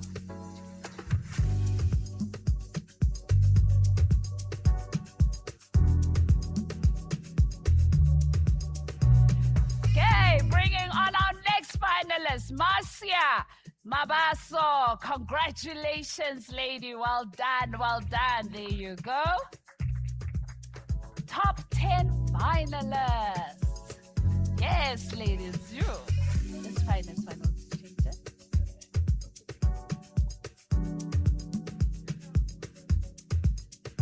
Okay.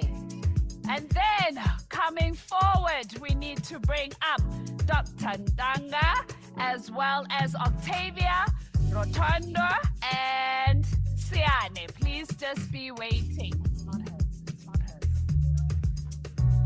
Let's go. There we go. Congratulations, lady. Congratulations. Dr. Ndanga. Yeah. Yeah.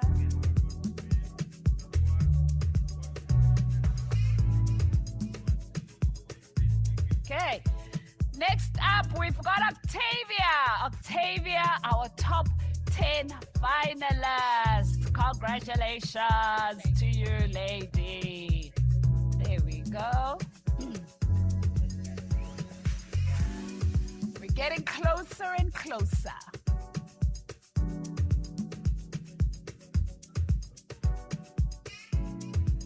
Thank you.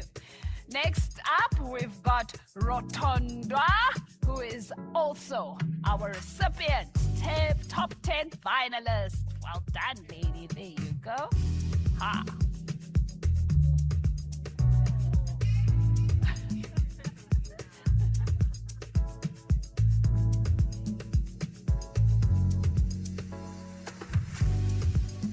Okay, Siane, and then we are gonna call up Sinentlantla as well. Okay. There you go. Congratulations. Well done. Well done.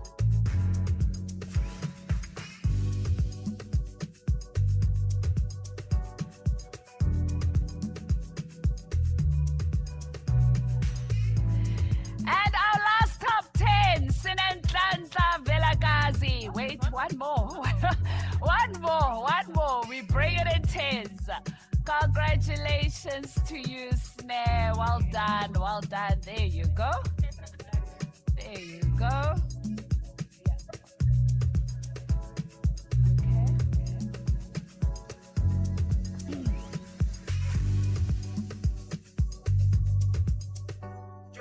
Okay. Thank you. A big congratulations to our top 10. Thank you to Tuba and Lerato for being here with us. So, ladies, congratulations. You have done exceptionally well. We are proud of each and every single one of you.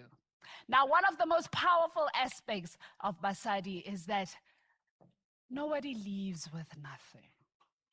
Yeah, nobody leaves with nothing. And thank you to our partner, the Standard Bank. We are making sure that there are some scuffins for the top 7. Ne? Top 7 walk away with some scuffins. Do you want to know what they're walking away with? Do we want to know what they're walking away with? Our top 7 will each receive 50,000 rands worth of grant funding towards stock and equipment, sponsored by the bank that leads, Standard Bank. Well done to our top 7. So online teams, I know the watch parties you're eyeing. Who's going to be holding the scuffin? Who's going to be holding a scuffin? But a big congratulations to our top 7 as well, as they will not be walking away with nothing. You have something to walk away with and take home. And now the moment has arrived, everybody. The moment has arrived, and I'd like to call on to stage Nale as well as Kifilwe to assist with awarding our top 3. Music, please. Music. We are building up to this moment. We are building up to this moment. Yeah. Building up to this moment. Building up to this moment. Who will it be? Who will it be? Are we guessing? Are we guessing? Huh? Who will it be? Who will it be? Okay, do you want to know what they're walking away with? Yes. Ooh, we are all on edge. We are all on edge, okay? So, third place walks away with 100,000 100,000 rands, of which 50,000 is cash and 50,000 will be used towards stock and equipment. Yeah.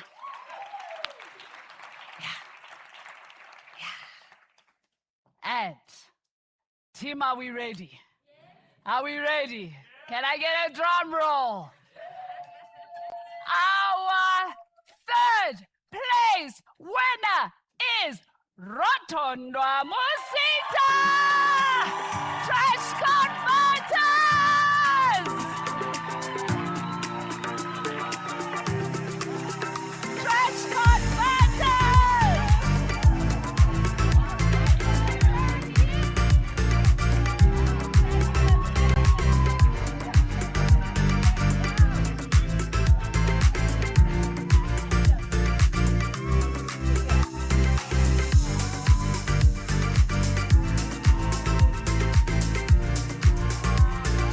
Well done too. Can we give her a round of applause? Yes, she did it. She did it. She did it.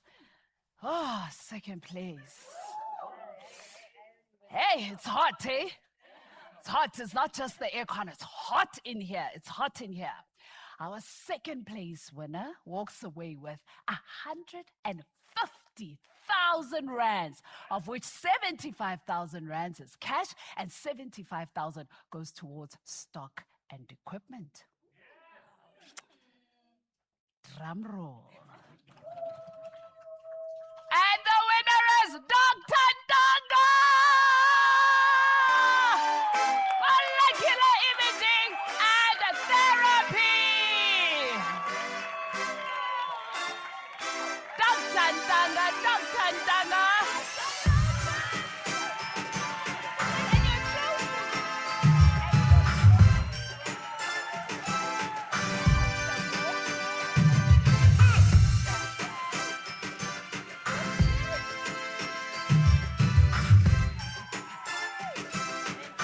Well done to Dr. Ndanga! Yes, we're gonna see changes in Limpopo, changes in Limpopo. Yes. Team, are we ready? Oh, 2026, eh? Who is our accelerator for 2026? Our accelerator walks away with 250,000 rands, 125,000 rand cash, and 125,000 injection to buy stock and equipment. Hey, it's a lot of money here. There's money here.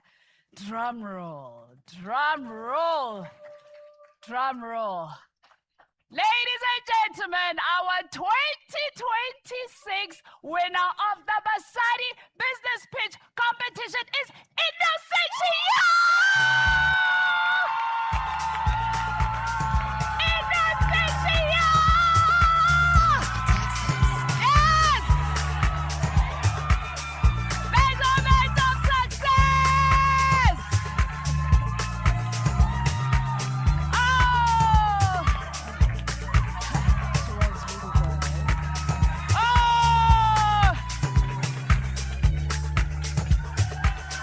2026!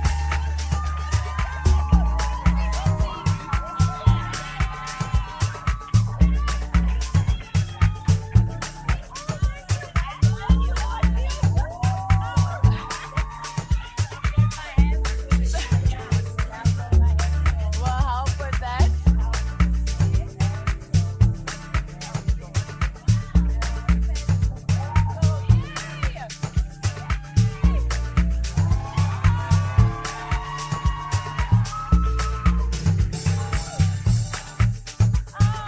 Congratulations, Innocentia! 2026 winner! Thank you. Wow. We asked the question about Hela. Yes.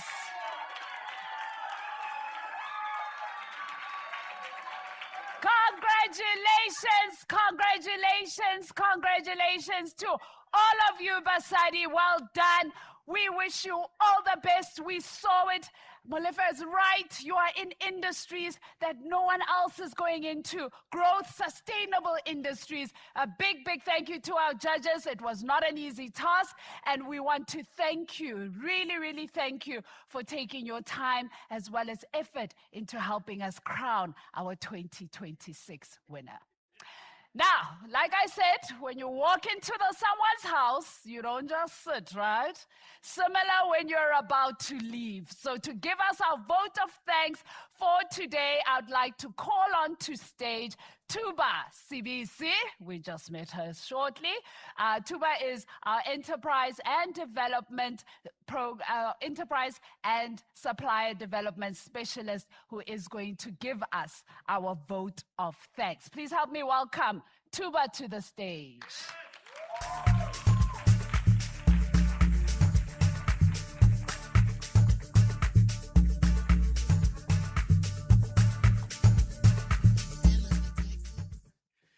Good afternoon, everyone. Greetings to our guests here in the auditorium and also our guests that are online. I'm actually doing this closing and remarks and vote of thanks on behalf of Nokanyo, the Senior Manager, Enterprise and Supplier Development Programs and Partnerships.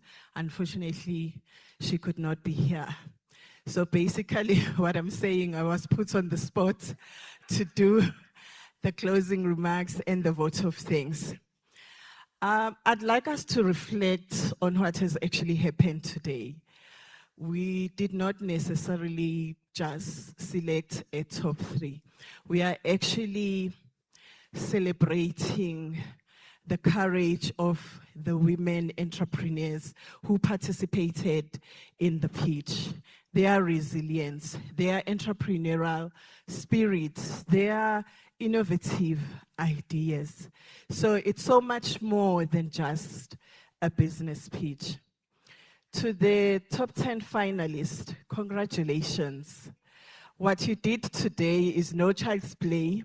You know, being in front of judges and, you know, such a huge crowd, it's frightening. I know, because it's what's going on right now with me as I'm talking to you. But you were able to put your best foot forward. And understanding that the journey did not start here today, there's been a lot of preparation that went on behind the scenes. In actual fact, the journey started when you were selected to be part of the program. Then you were selected to be in the top 10. So it's been a journey. So as much as you would not have, been selected the first prize winner or the top 3, everyone in the top 10, be incredibly proud of yourselves. You've done really, really well. Let's give them another round of applause. Entrepreneurship is not an easy journey on its own. It requires perseverance. It requires, I was listening to some of the ladies at dinner yesterday. They were talking about how they took bold decisions, resigning from their comfortable corporate jobs, but took on this journey, took a chance. And there is bravery. And we all know that when women entrepreneurs succeed, the communities thrive. They look after our homes. So as Standard Bank, we pride ourselves with providing the right support that will enable that growth of your businesses and also the sustainability of your businesses. I'm not trying to scare you, but as Nale was alluding earlier to the analogy of climbing Mount Everest. So I would say probably today you are at the summit. So you've gone through the journey of preparing for the pitch. You pitched today and you were in the top 10, you are in the top 3. But that's actually only the beginning. You now have to go back. You have to go back to your businesses. You have to go back and invest the funds that you are going to get as you are in the top 10 and in the top 3. You need to grow your businesses. And think about, yes, you will enrich yourself when the businesses thrive, but what sort of other impact do you want to have with your businesses? Create jobs and add value to the communities that you operate in. So I'd really like to thank everyone that's been very instrumental in making sure that this event is a success. And our program director, thank you very much. I'll start with you because most of the time we forget about the program director. You did such an incredible job. Yes, I'd like to thank our esteemed judges, our panelists, our panel discussion moderator, the various Standard Bank teams that were instrumental in making this day a success, the Giving Wings team, the GLC team, our various service providers, and the teams that were actually organizing this whole event. I'd like to thank you as well, our distinguished guest here. I mean, you could have been anywhere else, but you decided to honor our invitation. We are really humbled and honored that you were here, both guests that are here and guests that are joining us virtually. In her absence, I'd really like to thank Nokanyo Chingila, the Senior Manager, Enterprise and Supplier Development Programs and Partnerships.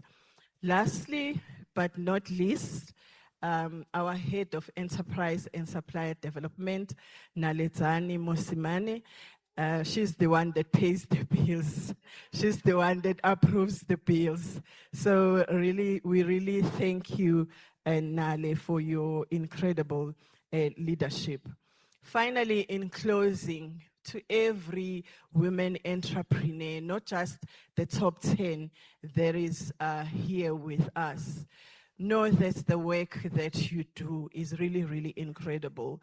And as Standard Bank will continue to support you, and let us all continue to do, I'd say, the Lord's work, add value in the communities that we operate in, create jobs, and have positive impact.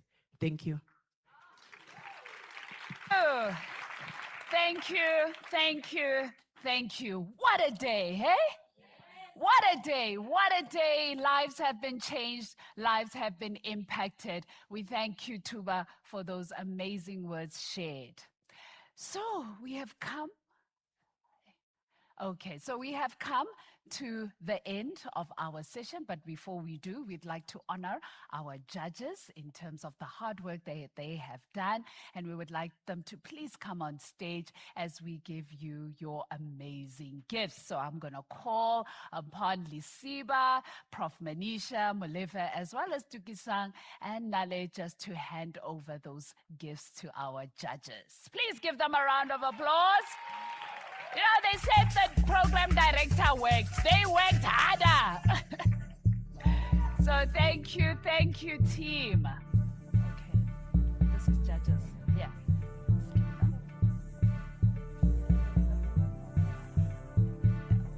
Yeah, it's a little bit heavy. Thank you to our judges. Thank you so much, Lisiba. Thank you. Thank you to Prof. Manisha. Thank you very much for taking your time. And then to our judge who gave us feedback, Molefe, thank you so much. And not doing panels now. Are we not? Okay. And then to Tukisang, thank you so much. Let's give them a round of applause. These hard workers.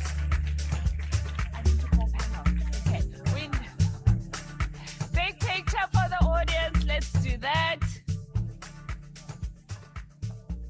Okay.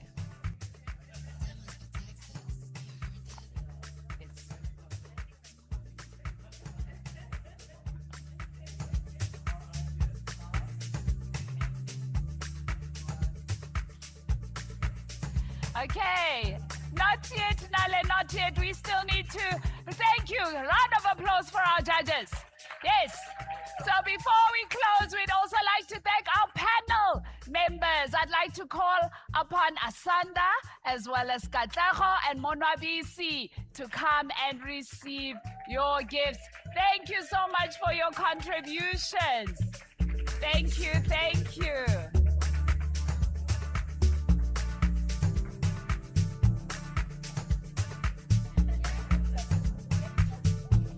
Thank you so much.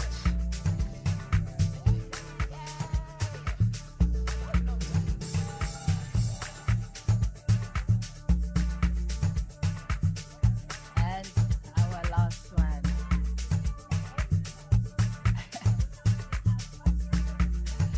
Do a quick picture there with our moderator, our panelists. Oh, nice.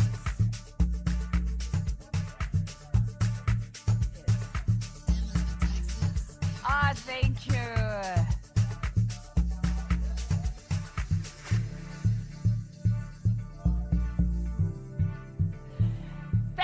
Thank you to our teams. What an amazing day. What an amazing day. We started off with a good morning, and we are ending it off with an amazing day. Ladies and gentlemen, we would like to thank you for your time, our online audience. We would also like to thank you for dedicating time to really pay homage to this 5-year initiative, Basali Network, that has continued to grow in leaps and bounds. And as we accelerate and move forward into the next year, we want to thank our 2026 cohort, our alumni that continue to support us in every initiative that we undertake. Now we have reached the end of our formal events. For those of you online, we'd like to thank you for your attendance. Please continue to follow us, whether it's LinkedIn, TikTok, or on Facebook under the Basali Group. Make sure you're also following Standard Bank to keep up to date with any and all initiatives that are coming up. And also follow us at Giving Wings for future opportunities. Remember our hashtags. We keep it going all through the weekend. I know our winners are going to ensure that we do that. SB loves SMEs. We all know Basali Business Pitch Competition, the Basali Network, and last but not least, her business, her growth, and her legacy. Thank you, everyone. Please note before we close, the cafeteria is open. You can grab something to eat, and we ask that all our winners please stay behind for last pictures. And with that, have an awesome Friday! Thank you, everyone.